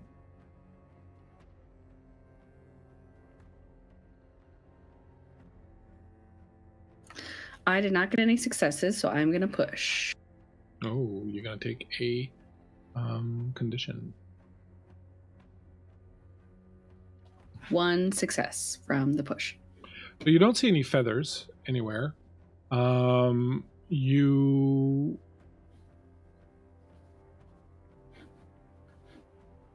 wouldn't think that it's different. There's nothing different. Like, it feels like it's about the same kind of, not crowd, because there's no crowd really, but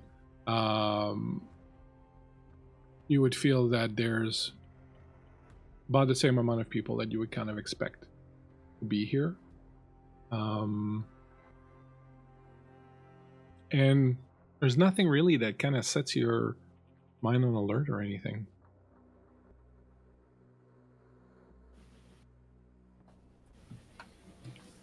It seems strange that it's closed, but the rest of the street seems normal. Do we suppose there might be more people sleeping inside? We have run into a rash of that tonight. Definitely a possibility. Well, I don't see anybody inside, but they left their oven on. Well, that's just dangerous.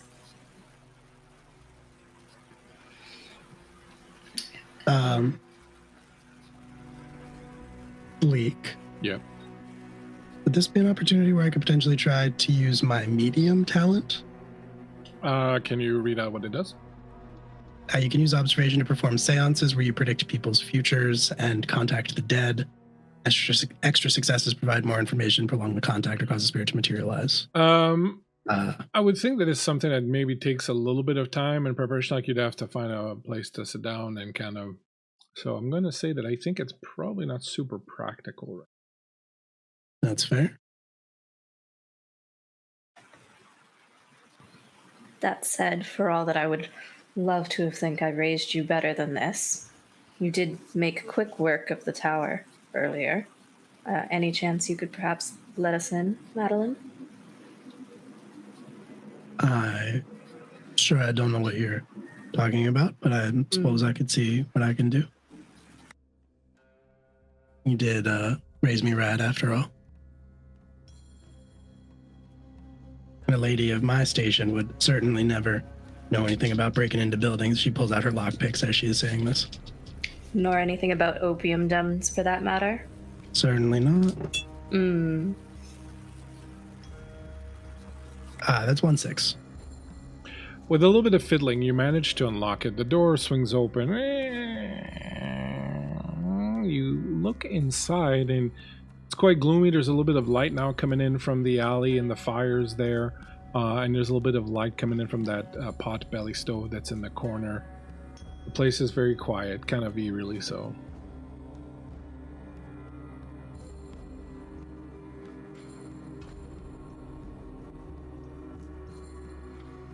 What do you do? Since I opened the door, I will walk in and start looking around and seeing if there's... I think I'll probably just start seeing if there's anything that seems out of place or remarkable. as you step in and start to look around, the door that's at the other end of the room opens up, and you see coming out of it a couple of gentlemen, if you will.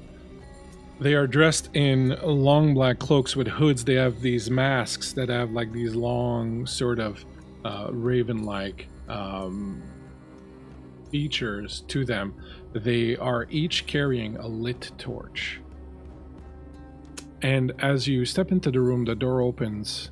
They step in. One of them takes a vial of something that's in his pocket, throws it at the potbelly stove.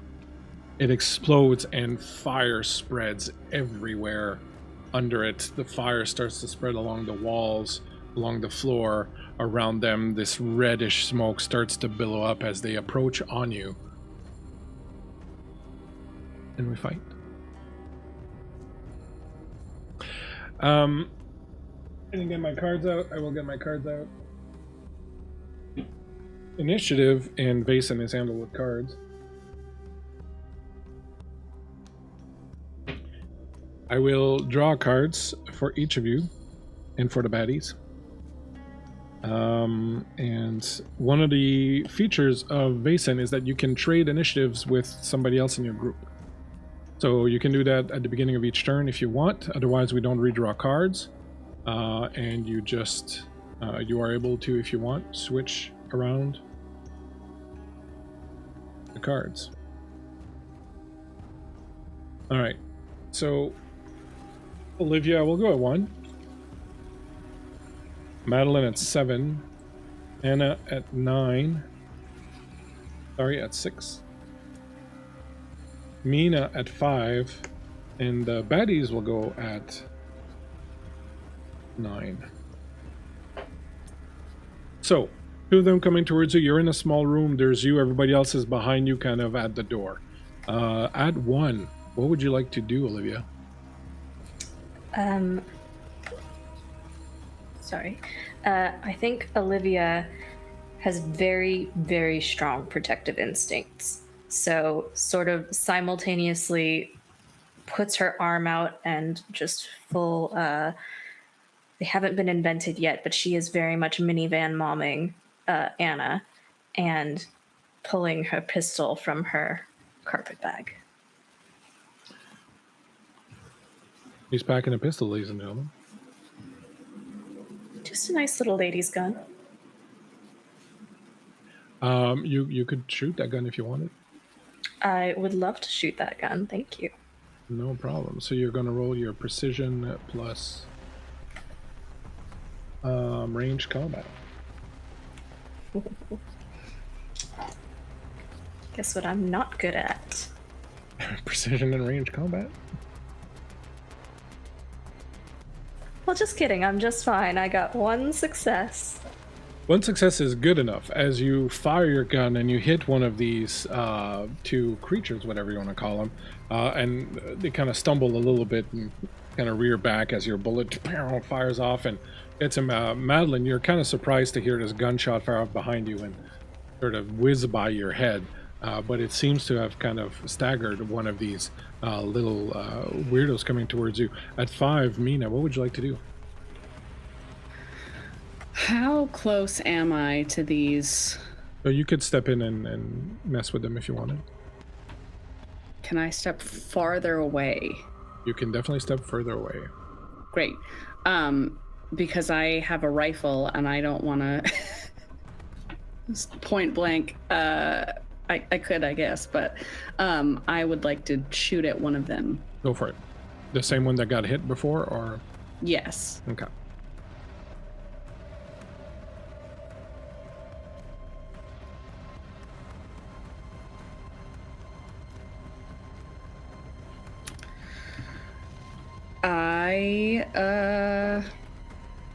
Sorry, what? Remind me what I roll. You need a 6. 5 precision and range combat. Yes, I got 1 6. You got 1 6. Your gun fires off. I think a rifle does an extra damage, so you fire off. Another shot just goes whizzing by your head as people behind you are apparently just like Wild Westing it in here. The guy, the creature, whatever it is that got hit the first time gets hit a second time, and he falls back, and he turns around and he starts to scramble back the way that he came. His buddy kind of looks over his shoulder, sees him going, but it's not his action yet, so he turns back towards you. These booms are just sort of resonating all around you, and as Anna is about to go, you kind of hope she doesn't have a gun too, because I don't think you trust Anna to shoot a gun near your head like that. Well, luckily Anna does not have a gun. Could I use my... It's dark in here, there's smoke everything, Yeah. So can I use my true sight? I have a spell, true sight. Mm-hmm. Can I use it? Let me read what it does. You can enhance your vision to be unnaturally sharp and see details at extreme range as if you stood next to the object in question. True sight also lets you see in darkness, through smoke and fog, and automatically see through any kind of disguise or shapeshift. You must have a clear line of sight to whatever you want to look at it. Okay, absolutely. Just pay the cost. Yes. You pay the cost, so if anyone were to look at Anna right now, you would see that her eyes start to glow a little bit. The iris become this golden color, this brilliant golden color that shimmers as she peers through this fog. You see clearly right through the fog, right through everything. You see up close to them, you can see that what they're wearing are masks. They're not creatures. It's a mask, and it's very shoddily made. It's kind of like really kind of half-assed. It might be papier-mâché even or something. It's really kind of shoddy, and they just have like these big kind of overcoat on them. And you can clearly see through that, the face of a man or something behind it. But you also see that there's feathers under the masks. Oh. I want to keep an eye on where they're going to escape to. Anna is sort of clutching Olivia. She doesn't have any weapons on her. She's not allowed to. She's got God on her side, though. Yeah. So she is just going to try... that's basically what I'm going to do. I see this second guy trying to crawl away. I'm going to keep an eye as to wherever they go. To make sure that we do not lose them. Excellent. Madeline, shots are ringing left, right, center, all over your head. Guys are getting shot. Fire spreading everywhere. What would you like to do?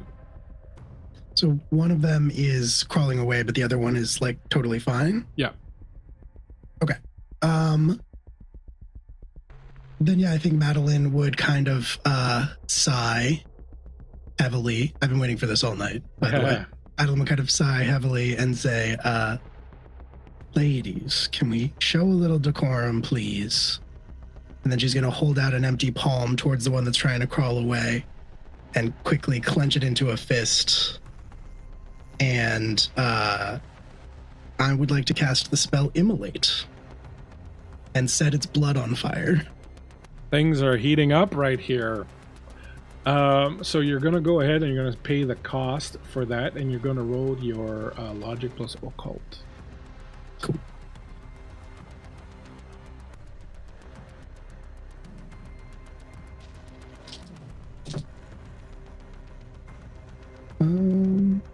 That is 1-6. You hear the scream of pain, and tell me what this looks like as you do this. What does it look like when you cast it, and what does it look like when it happens in front of you as you hear the scream of pain coming from underneath the mask in front of you? I think that Madeline starts to cough a little bit as she clenches it, and she does cough up a little bit of blood that kind of dribbles out of the corner of her mouth and down towards her chin. But almost immediately, I think the creature starts to just writhe in pain as it feels this fire starting to build, and then smoke quickly follows, and then it just, depending on how much damage I have done to it, literally probably burst into flames. Well, it doesn't go so far as to burst into flames with the one success, but you clearly see, they're screaming in pain, they're like trying to put themselves out, but they're obviously not on fire. You can't see kind of what's going on because of the mask and the clothes, but the person is definitely like in a lot of pain, writhing around, sort of batting at themselves. They turn around, they try to flee also. That's on their action. They're both going to kind of run down the corridor. As this last one leaves, you can see trails of burnt black blood behind it as that blood is pouring out of its pores and just dripping on the ground, and it's got that smell of burnt copper that assaults your nose. She's gonna shake out a handkerchief and just sort of dab the blood. Very ladylike. We'll step out of initiative here as you see them kind of run down that hall. What would the lot of you like to do? Anyone can react. I can basically sprint after prey and outrun them, so I would like to try and catch up with them. Let's do that. What's your roll? It is an agility roll.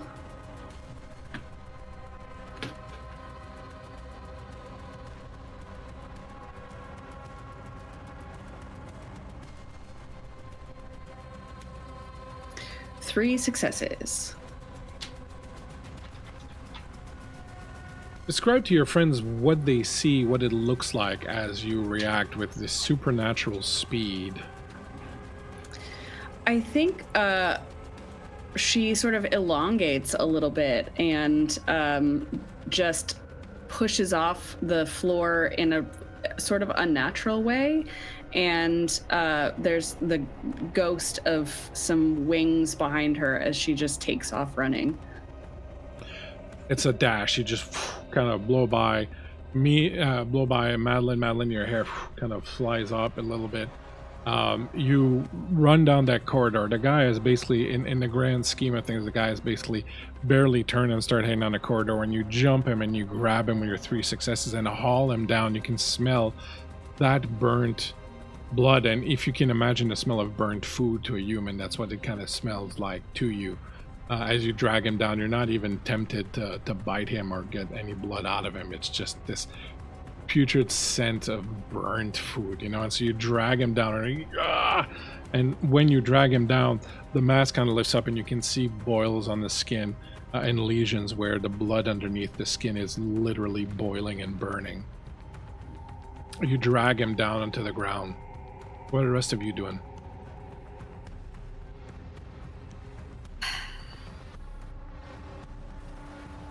When we were outside, is this street packed in closely? Is there a way to get around to try and find where they're coming out from a different direction? Sorry, I was muted. The way that the thing is laid out, you consider going deeper into the building. Getting around to the back, you'd have to go around the side, and there's fence. You could do it if you wanted, but you get a sense they're probably going deeper into the building rather than running outside. In that case, I will probably follow at a slightly more sedate pace, given that Mina has surely caught one by now. What's Anna doing?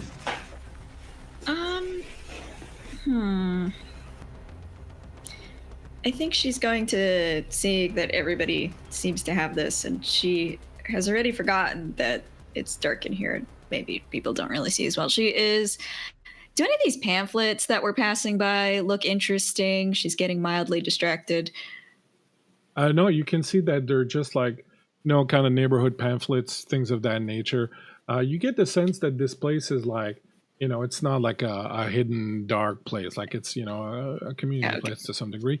You don't see anything in there that really you feel kind of connects, but with your supernatural kind of eyesight that you got going on, you can see that the one that's still running away, that's quite wounded, runs away and hits at the end of the corridor, ditches down what appears to be a set of stairs. I will vaguely say that there's a stairs all the way at the end. It seems, just casually saying that she is unconcerned. What's Madeline doing? Madeline, I think, is probably pretty familiar with Mina going feral. I guess I would ask, did she drop the rifle? That's a great question. I think she's got it so she can sling it over her back pretty quickly. Okay, cool. That makes sense. Yeah, I mean, I think I'll just follow the others and kind of lightly lightly tug on the rifle where you have it slung over your shoulder as you're on top of this thing, and just be like, dear, I'm just going to borrow this. Feel free. You grab the gun off of her shoulder as you inspect the man that you've captured, Mina. It is clearly a man, but as you remove the mask and you see all these lesions and the boils and all that, you all see something else that's kind of disturbing. The man appears to have feathers, but it looks like, like they're planted in his skin, almost like they're implants in some ways, and they're like around his face and down his neck. There are like decorations that he would have kind of pushed in himself into the skin or something like that, and it's got kind of like a collar of them that go all the way up around his neck. He is in terrible pain. You can tell that he's almost on the verge of dying. His skin is blistered and burnt, and he's having trouble breathing. What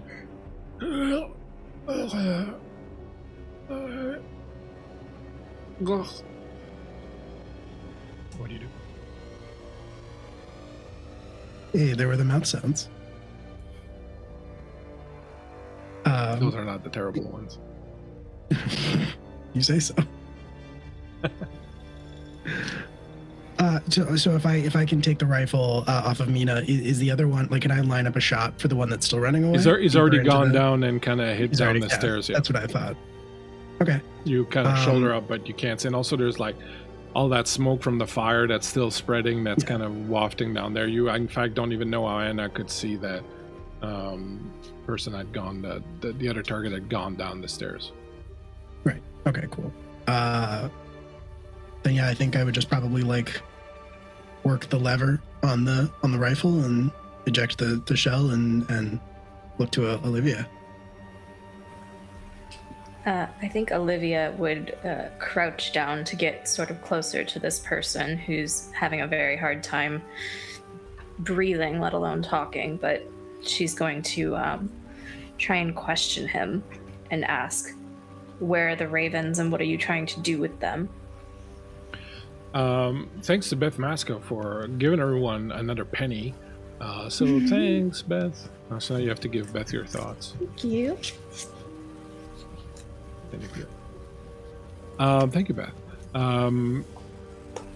You question him, you ask him these questions, and he's like, the tree throne, the ravens are on the throne. Downstairs. He waits for you downstairs.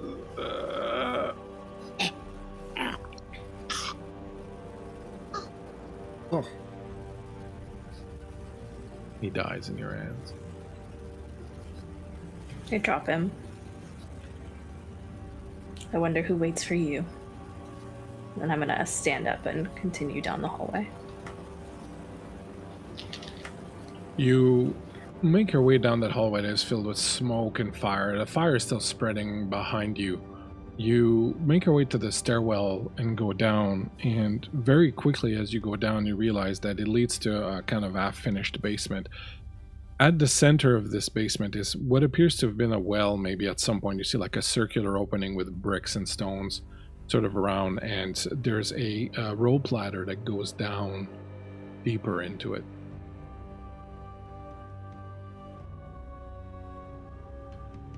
It's quite dark down here. You're fine, Anna, but it's otherwise kind of dark. See, now this ladder I would like a rope for. Anyone have a rope?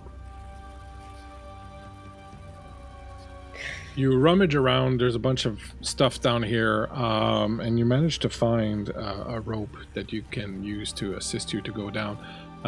The place upstairs is almost completely engulfed in fire. You can hear outside the bells as the firefighters are being summoned to the area.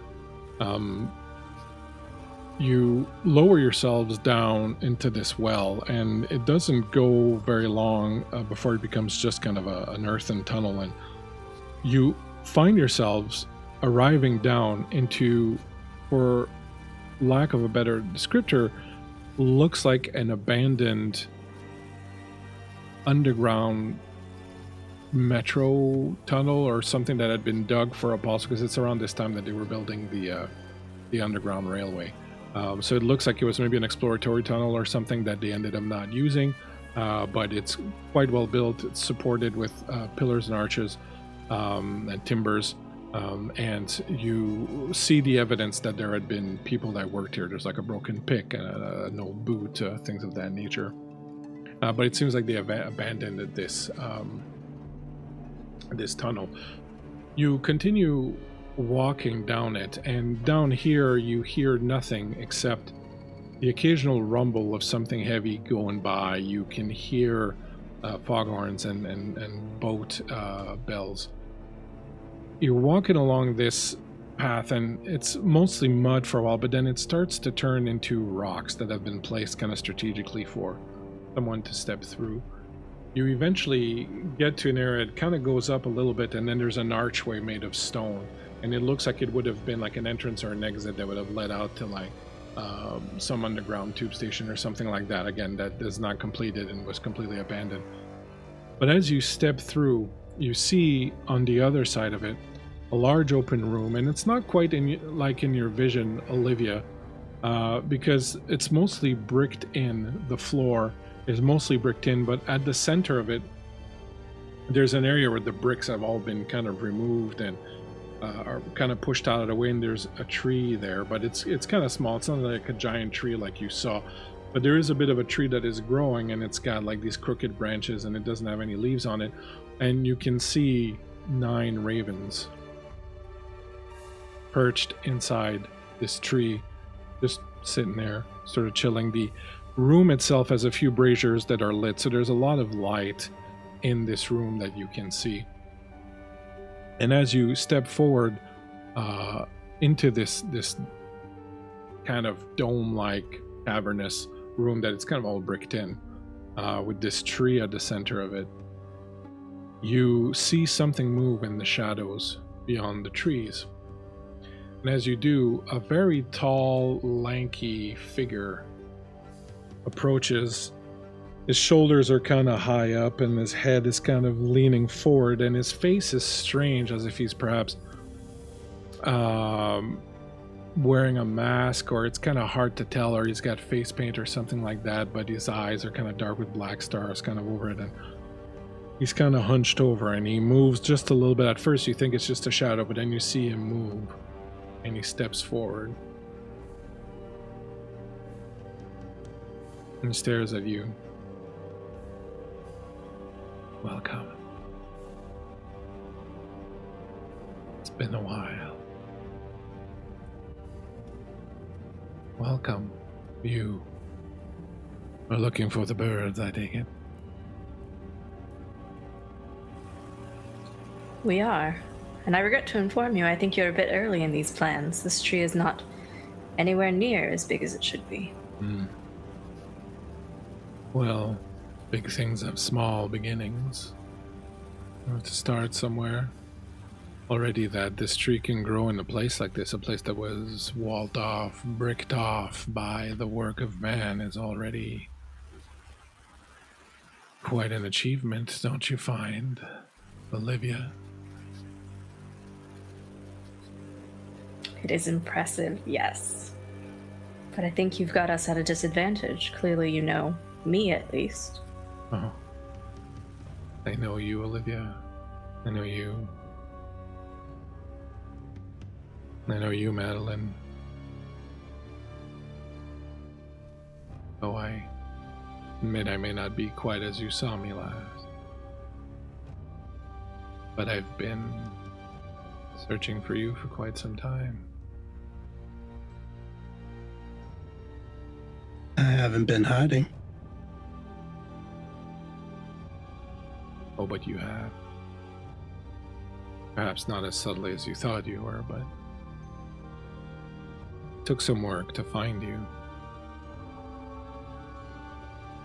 It took time. A lot of effort. Thankfully, I was quite used to poring over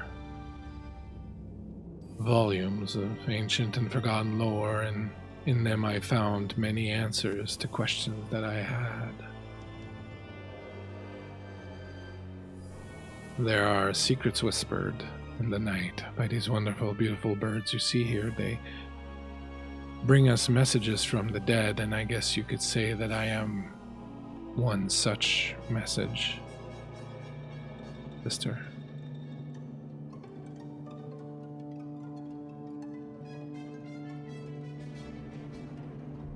Roderick. I used to be Of called course. that. But then I died after you thoughtlessly brought the house down around our ears and left me for dead inside.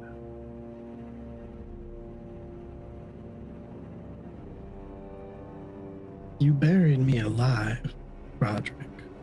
It was a mistake. I would not have done that. I loved you. You were as death. You were not breathing, pale and cold. How was I to know?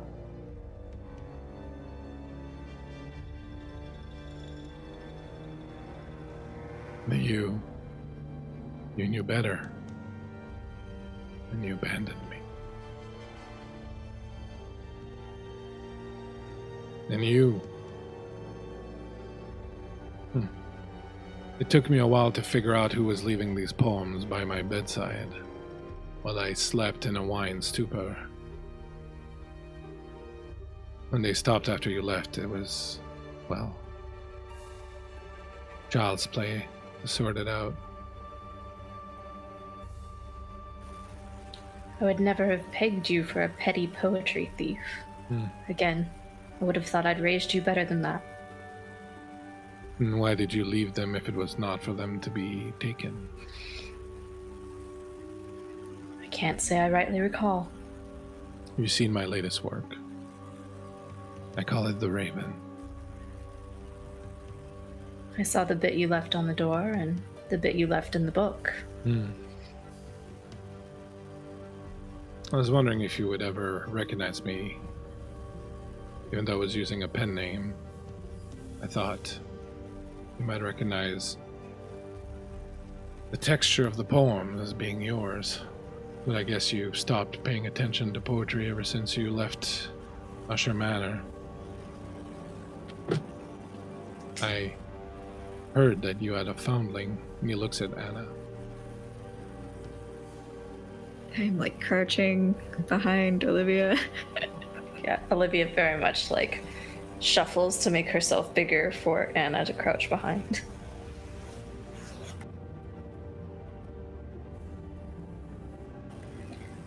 I'm not sure where you heard such a thing. Is she yours then?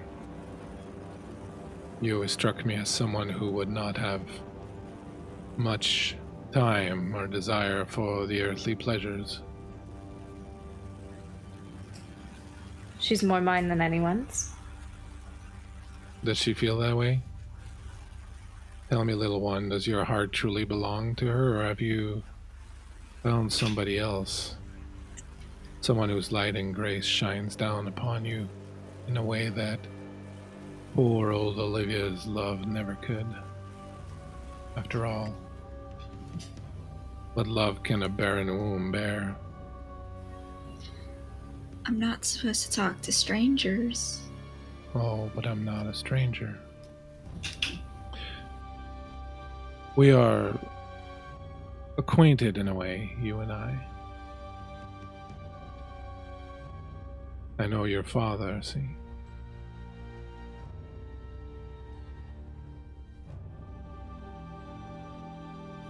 She doesn't like that. Just a little smaller. Has Olivia ever told you about him?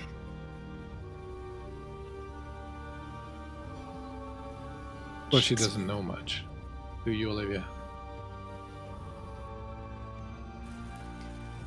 I've never made any secret to Anna who she is. She knows as much as I do. Give or take. that she was sired in an illegitimate affair by a man whose greatest distinctive trait was a beard dyed purple. Her mother's tastes should not be held against the poor girl. Well, those tastes were, in some ways, I guess, rather impeccable. It is very rare that one gets to fornicate with one such as he.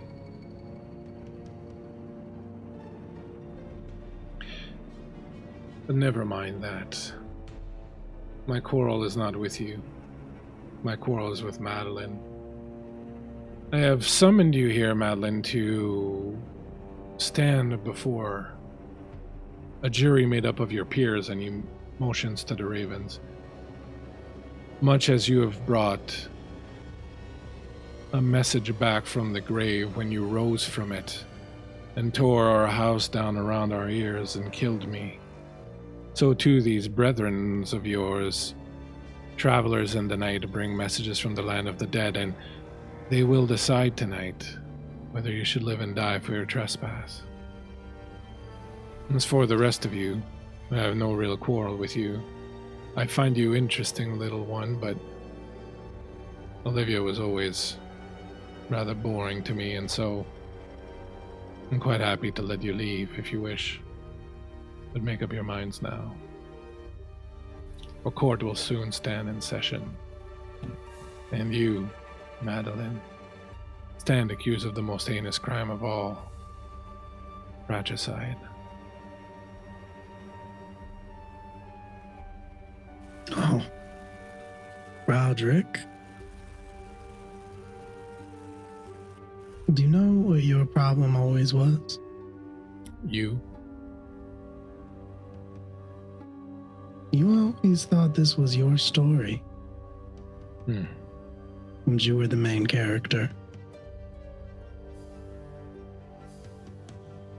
But then you died, and the world kept on turning.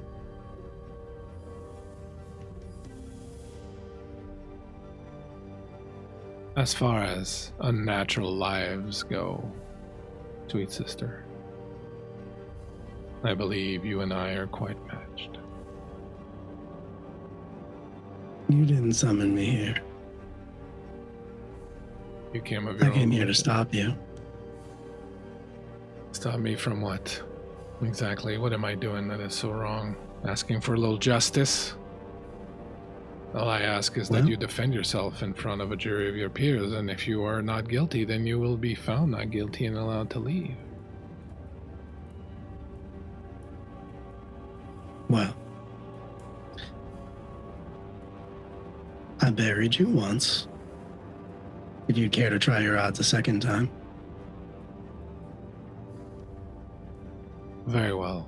But let's make it interesting, shall we? And he opens up his cloak and lets out this loud cawing sound. Anna, you feel the ground beneath you shift. You see jeez. branches from the tree start writhing out of the ground, start rolling around your ankles, rolling around your calves, rolling around your thighs. The branches are clawing into you like hooks. The branches keep growing. They keep going around you. They wrap around your chest. They are restraining you, constricting you. Your arms are being lifted up as these branches continue to enter your flesh and crawl around you and lock you down. Would anyone like to do anything? Absolutely. Olivia was standing right in front of her, has definitely turned to face her at this point. But she doesn't have a machete or a knife or anything, so she's just going to be pulling at those branches with her hands. As you turn around and start to pull them, every time you grab one, you feel shards of the branches start entering your own skin and pierce your flesh. And as you're pulling these branches, for every one you pull, you leave more and more of your blood behind. as this is happening and your skin is being ripped apart and the blood is starting to flow, what is Mina doing? I think Mina would try and use her psychic vampire power on Roderick and just see if she can at least diminish some of the power that he's using. Okay. Go ahead and roll.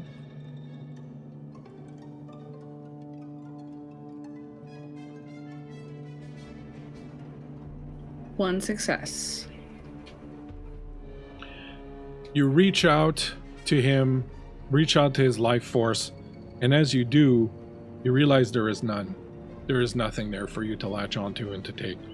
But as you do this, and as you reach out, you again feel that same feeling of something wrapping around you. You feel your muscles seizing. You feel your entire body just come to a standstill. You hear a voice in your head again. That same voice, that woman's voice that says, No, I kind of like him. I don't think I want you to hurt him. He's rather interesting after all, don't you find? Madeline is much more interesting than he is.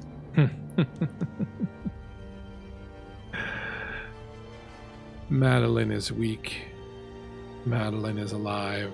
Madeline is not worth much to us. Not yet. I believe you'll sit this one out for a little while, and you feel your muscles tightening even more, and you feel this total loss of control as whatever this is that's talking to you is exerting power on the same level as Dracula had on you. You find that you're having difficulty fighting it and kind of moving against it. What's Madeline doing? That's an interesting question. If I see Mina freezing up and not moving to attack, then she is going to do something very specific. And I think once again, this time I think she's going to bite the inside of her cheek. And then she's going to kind of put her hands on the side of Mina's heads. Her hands on the side of Mina's head and like cup her cheeks and say, I'm going to need you to forgive me after this. And then as long as Deb is okay with it, I'm going to kiss Mina again. Madeline's going to kiss Mina again and do that same sort of blood transfer, except this time I'm using a spell called Stir the Blood, which lets me basically make somebody feel a very strong emotion like lust, rage, that sort of thing. And in this particular case, I'm basically going to try to make Mina go berserk. You do this, you kiss her, you stir the blood. Mina, you feel this incredible rage building inside you. Your blood is boiling. Everything that's been happening to you in the last little while, this inability to move, the fact that this vampire, whoever they are, is just using you as a puppet, like willingly, without even you getting any chance to sort of finish off. All that rage sort of builds up inside of you. And as it builds and builds and builds, you still find that you are having difficulty moving, doing anything. You hear a laugh in your head, and you hear the voice say, "Oh my, that fire's been stoked." You do realize that you'll have almost no control. If I let you go now, who's to know who will die? Should I let you go? Are you willing to take that chance? Hello, Raiders! Thank you so much for the raid.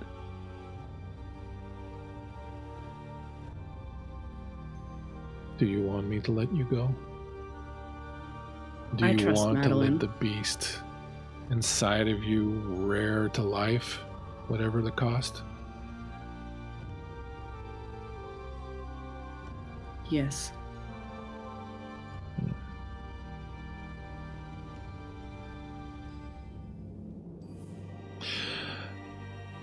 No, I don't think you've earned it.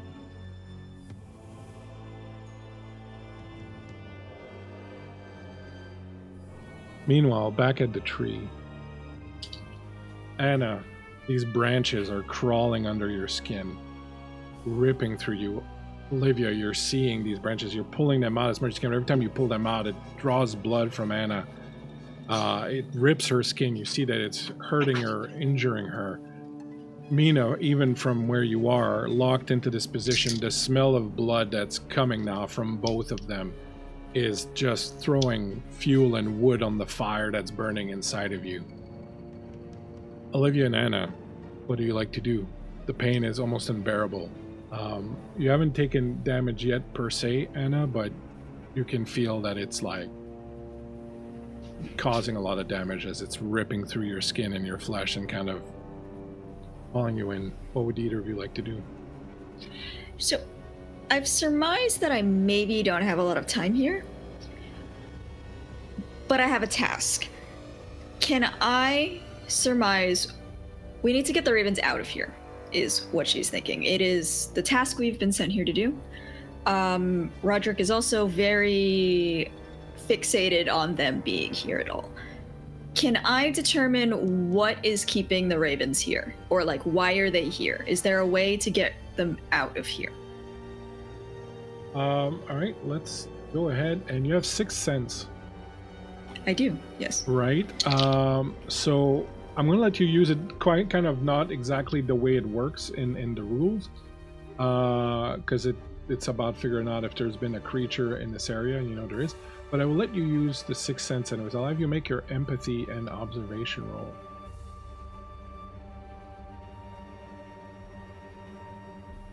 Um, 5, 6, 7, 8. That's all of the dice that I have physically.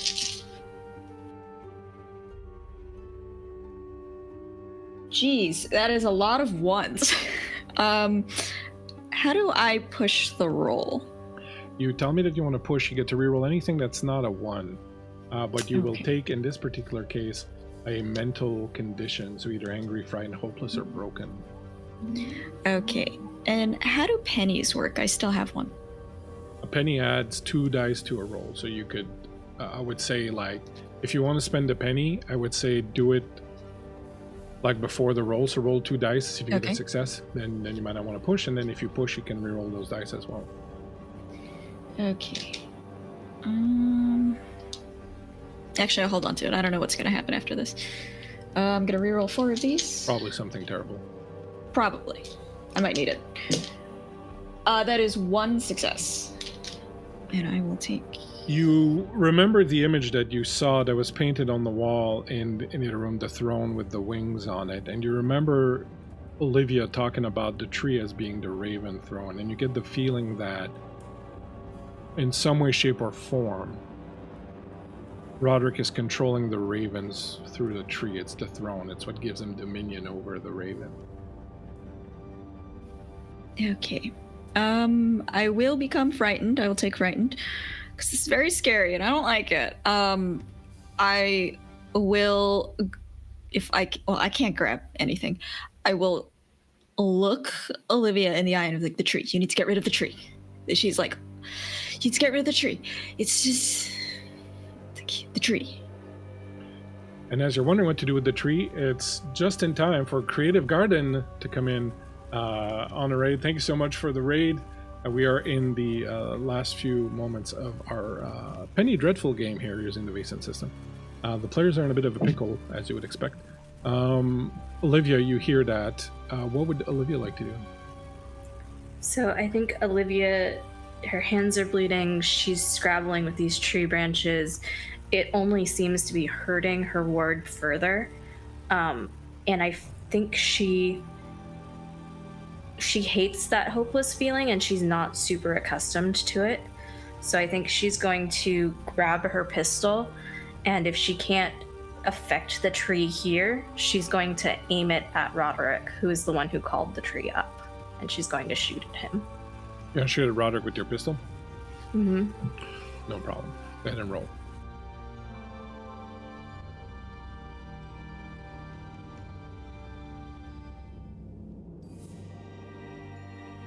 That's 2 successes.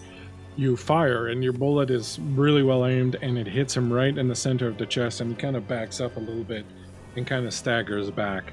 You can't tell to what extent you've hurt him because he's got like this big cloak over him and whatnot, but you see raven feathers kind of fly out and sort of start flying around and dropping slowly to the ground. Back to Mina and Madeline. Madeline, you're doing your spell. You can sense it. You can feel the heat that's coming off of Madeline. Her eyes are like this, completely enraged, just like almost red, the blood that's pumping through them. Yet she doesn't seem to be moving.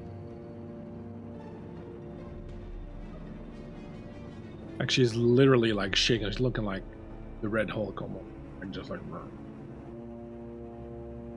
Could I roll or spend some pennies to overpower the thing that is stopping her?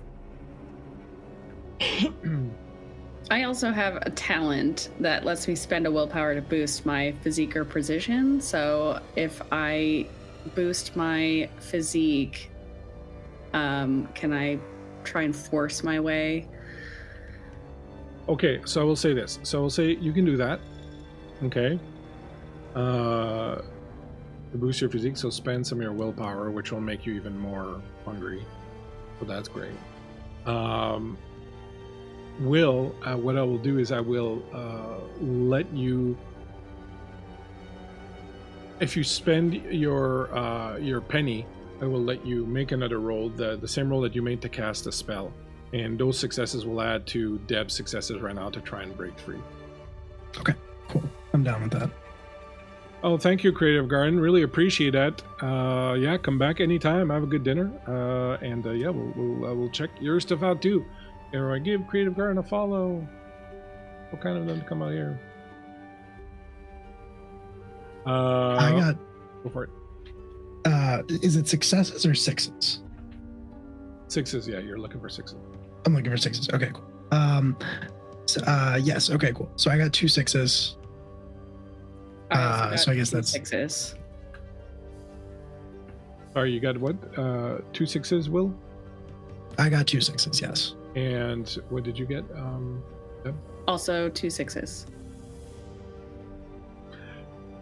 So as you feel that surge of energy coming from Madeline and kind of augmenting your own strength and your fighting, you realize that you are moving, but against, it's kind of like, imagine if you were in like a very strong stream of water and kind of trying to walk up, into it. You're feeling kind of that weight holding you back. You feel her laugh in the back of your head. And then you hear, "Oh, you really want it, don't you? Well, live with your mistakes. I'll wait for you after." And all of a sudden you feel completely released. How much willpower do you have left? I have 1 willpower left. Right then. I can't for the life of me figure out how to close this window. Okay. You have 1 willpower left. As you breach out of the hold that this vampire had on you, and you are kind of made even more angry and more out of control by the spell that Madeline has placed on you. I am going to ask you to make a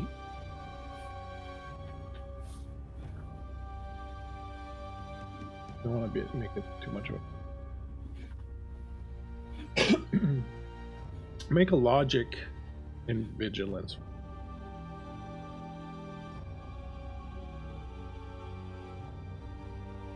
Remember, you're at -2 dice because of your mental conditions.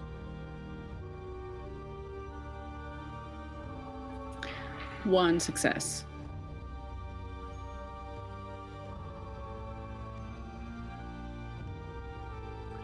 One success.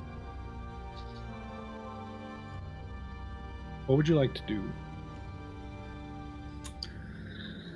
I think I would like to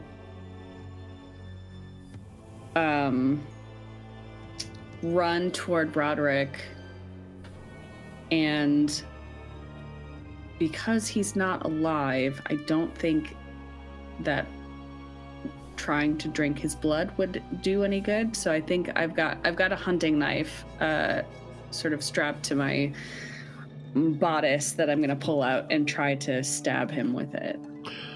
You rolled 1 success, so you have 1 round where you're in control of yourself. Do you want to push that roll? Yes, I do. All right, so anything that's not already a success or a 1, you can re-roll. You can use a penny if you want also.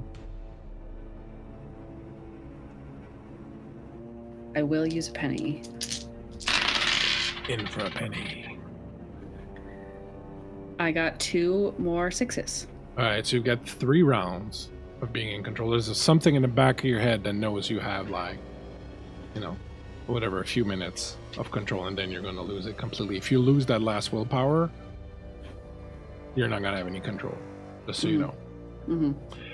You leap out at Roderick, back to the tree. Olivia and Anna. Anna, as the pain is starting to overtake you, as the pain is starting to numb you almost, you feel a sense of calmness come over you. You realize that to suffer for others is the greatest gift you can give them. And that is your role. That is why you're here. That is why you were put here in this place on this earth. You have this ability to take on the pain of others, to sacrifice yourself for the others. And that is what, of course, the good Lord teaches you to do.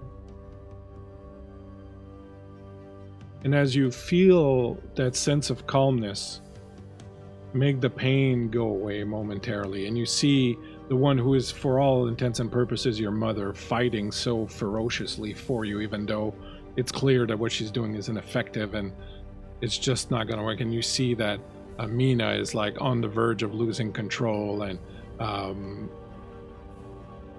you get this sense that it is within your power, you want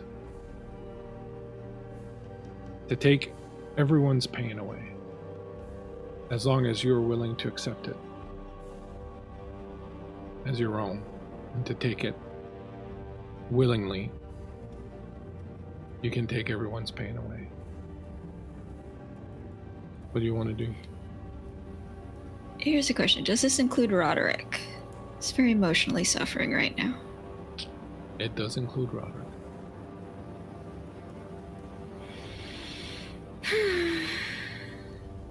Seems very simple, doesn't it? You know, if everybody would just calm down a little bit and be happy for maybe a couple of seconds, that would be nice, wouldn't it? It's what we're supposed to do for others. So I will, including Roderick. I think maybe if he and Madeline could talk for a second, it would be quite nice, wouldn't it?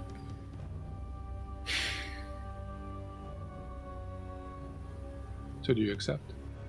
I do. I very much do.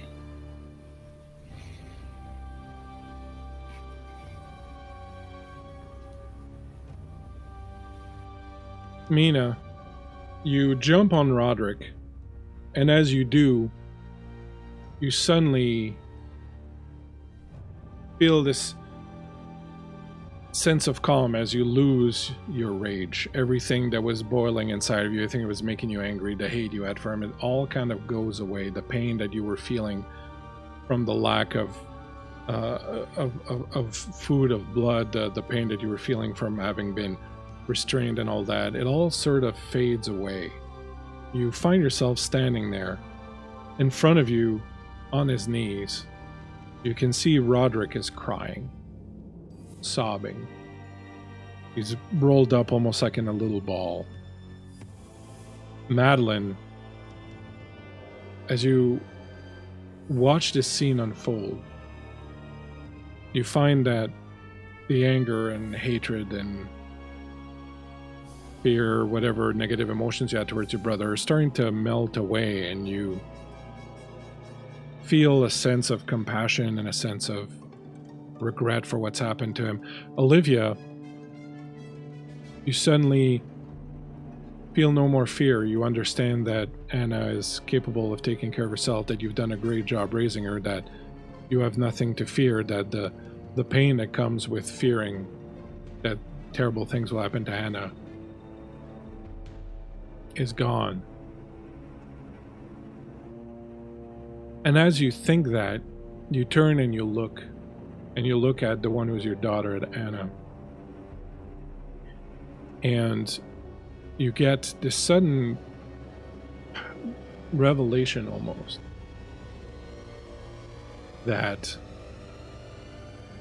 she's gonna die. There is so much pain and anguish and hurt.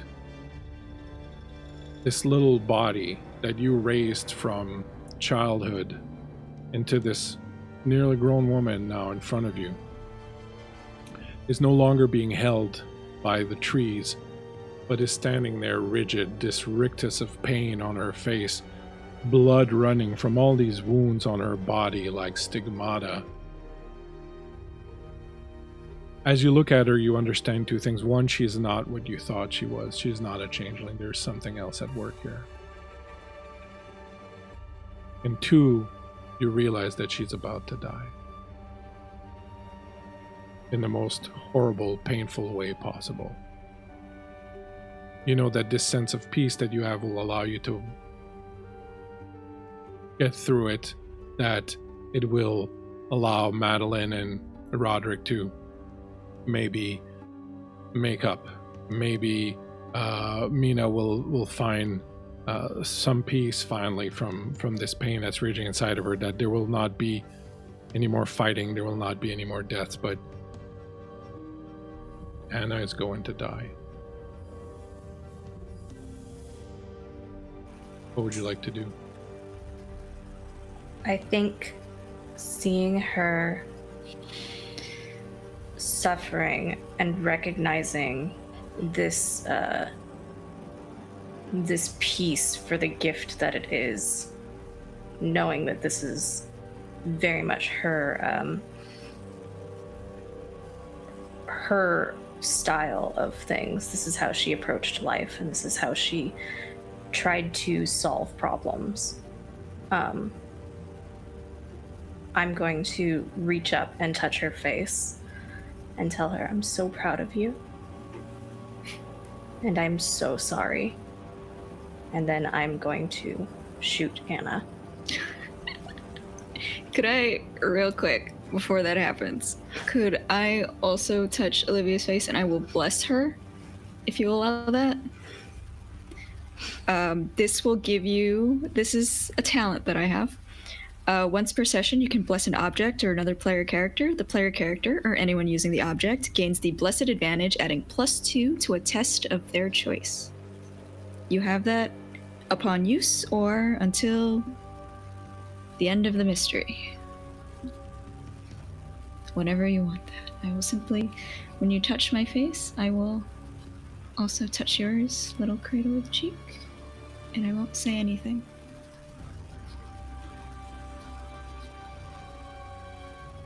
As you fire the bullet, you see from the ground branches, roots, bark start coming out of the ground, start enshrouding Anna, start wrapping around her. It's almost as if in slow motion the bullet is traveling while these pieces of the tree are wrapping around her, claiming her. She disappears inside this tree that has grown there. The bullet, you don't know if it hits or not, you don't see. You're spared that. Anna is engulfed in this tree, becomes part of it. You can almost see the outline of her face in the trunk of the tree. Her arms elongate and become these beautiful branches. Leaves start to sprout from the tips of them.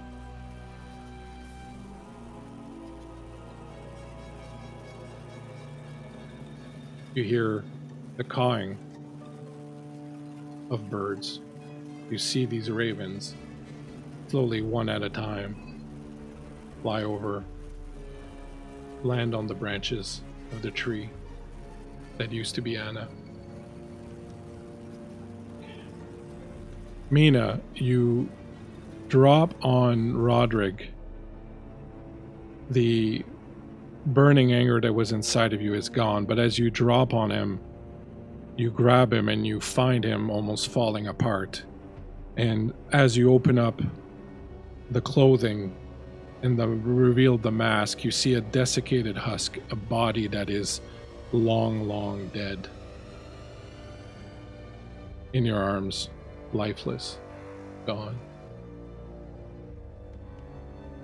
Madeline, in that moment of feeling pity and empathy for your brother, for what had happened to him, and if not forgiving him, at least perhaps understanding why he was angry, you see his lifeless body, this lifeless husk, in Mina's arms.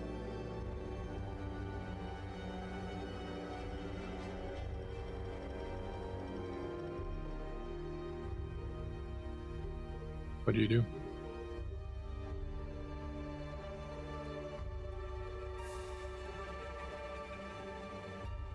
I'll take him from you.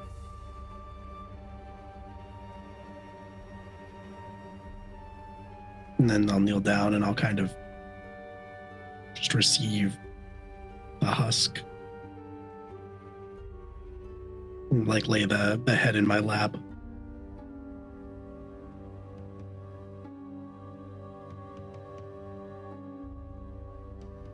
There wasn't anything left of him except for hate.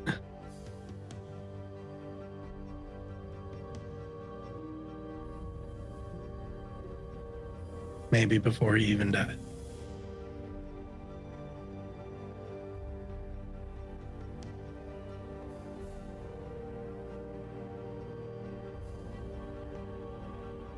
Mina, what do you do?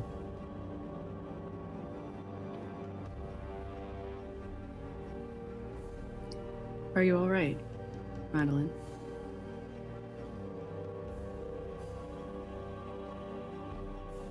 She gives a small smile.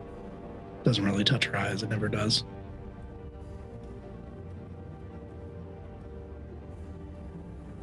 I buried my brother a long time ago.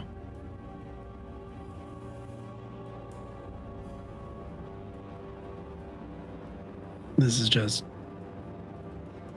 the darkness that was left behind.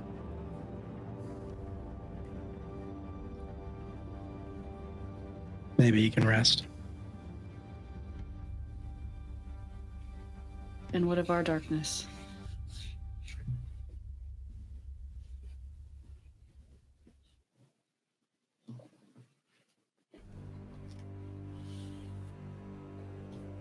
I can't speak for you, darling.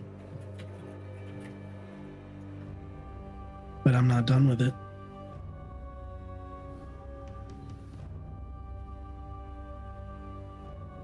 Me neither.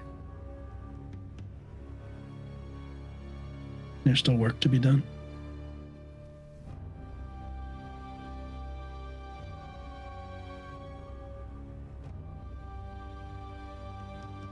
And then, yeah, I think Madeline will touch your cheek again, but this time without the intent to do blood magic on you.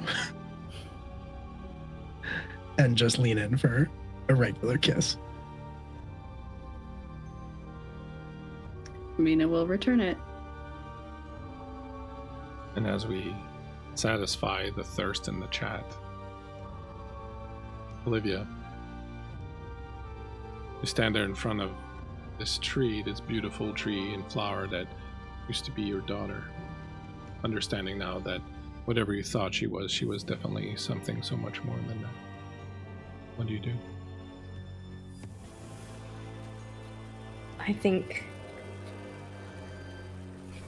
in a way, she was very scared, very shaken by that earlier vision that she saw of this, but she misunderstood. But that fear was taken from her, and so in that piece that's left behind, she sort of reaches up again and strokes the almost face in the tree trunk. And then she's going to look to the other two girls, both of whom are of an age that she could just as easily have reared, and one of them she sort of did. And look down to the man that also was one of her wards at one point. And she's going to look back the way we came, where there's smoke and there's fire waiting for us. And then look up to the ravens. And she's just going to say, we aren't finished here. Or we are finished here, but we aren't finished. We have work yet to do.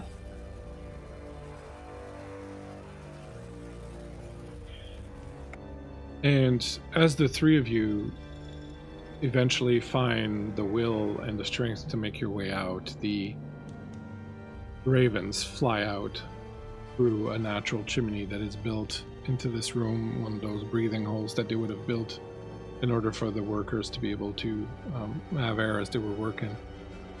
They will return to the tower in time. As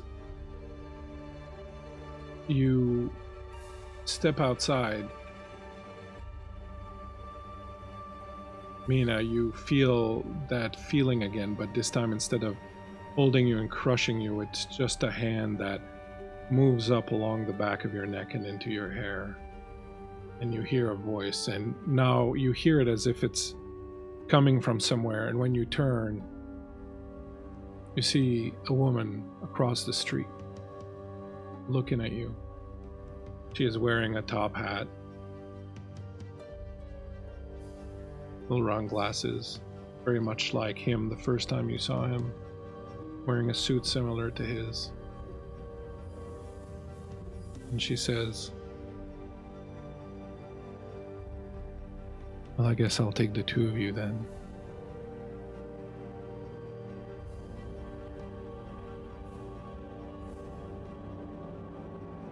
And sometime later, when you've gone on and successfully returned to Ravens, and Olivia, you started dealing with your grief at the loss of your daughter, and well, who knows what's happening with Mina and Madeline now that Elizabeth Bathory is on your trail.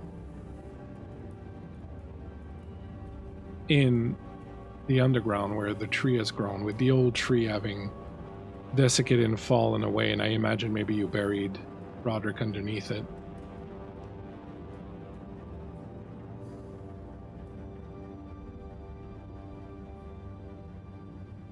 The man with the purple beard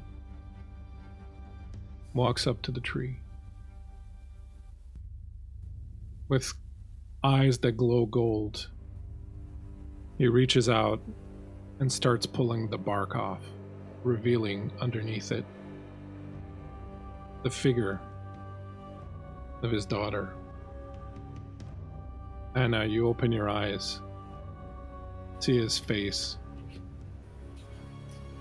Something tells you this is your father's face. You understand now that part of you comes from somewhere else, part of you comes from God, and that he is the representative of that he is an angel, that he is an angel who walks this earth and has somehow found his way to your mother's bed and birthed you, and as he pulls the bark away from you and begins to free your body from the tree, he says, I'm glad to finally meet you, daughter. It's been a long, long while. How are you feeling?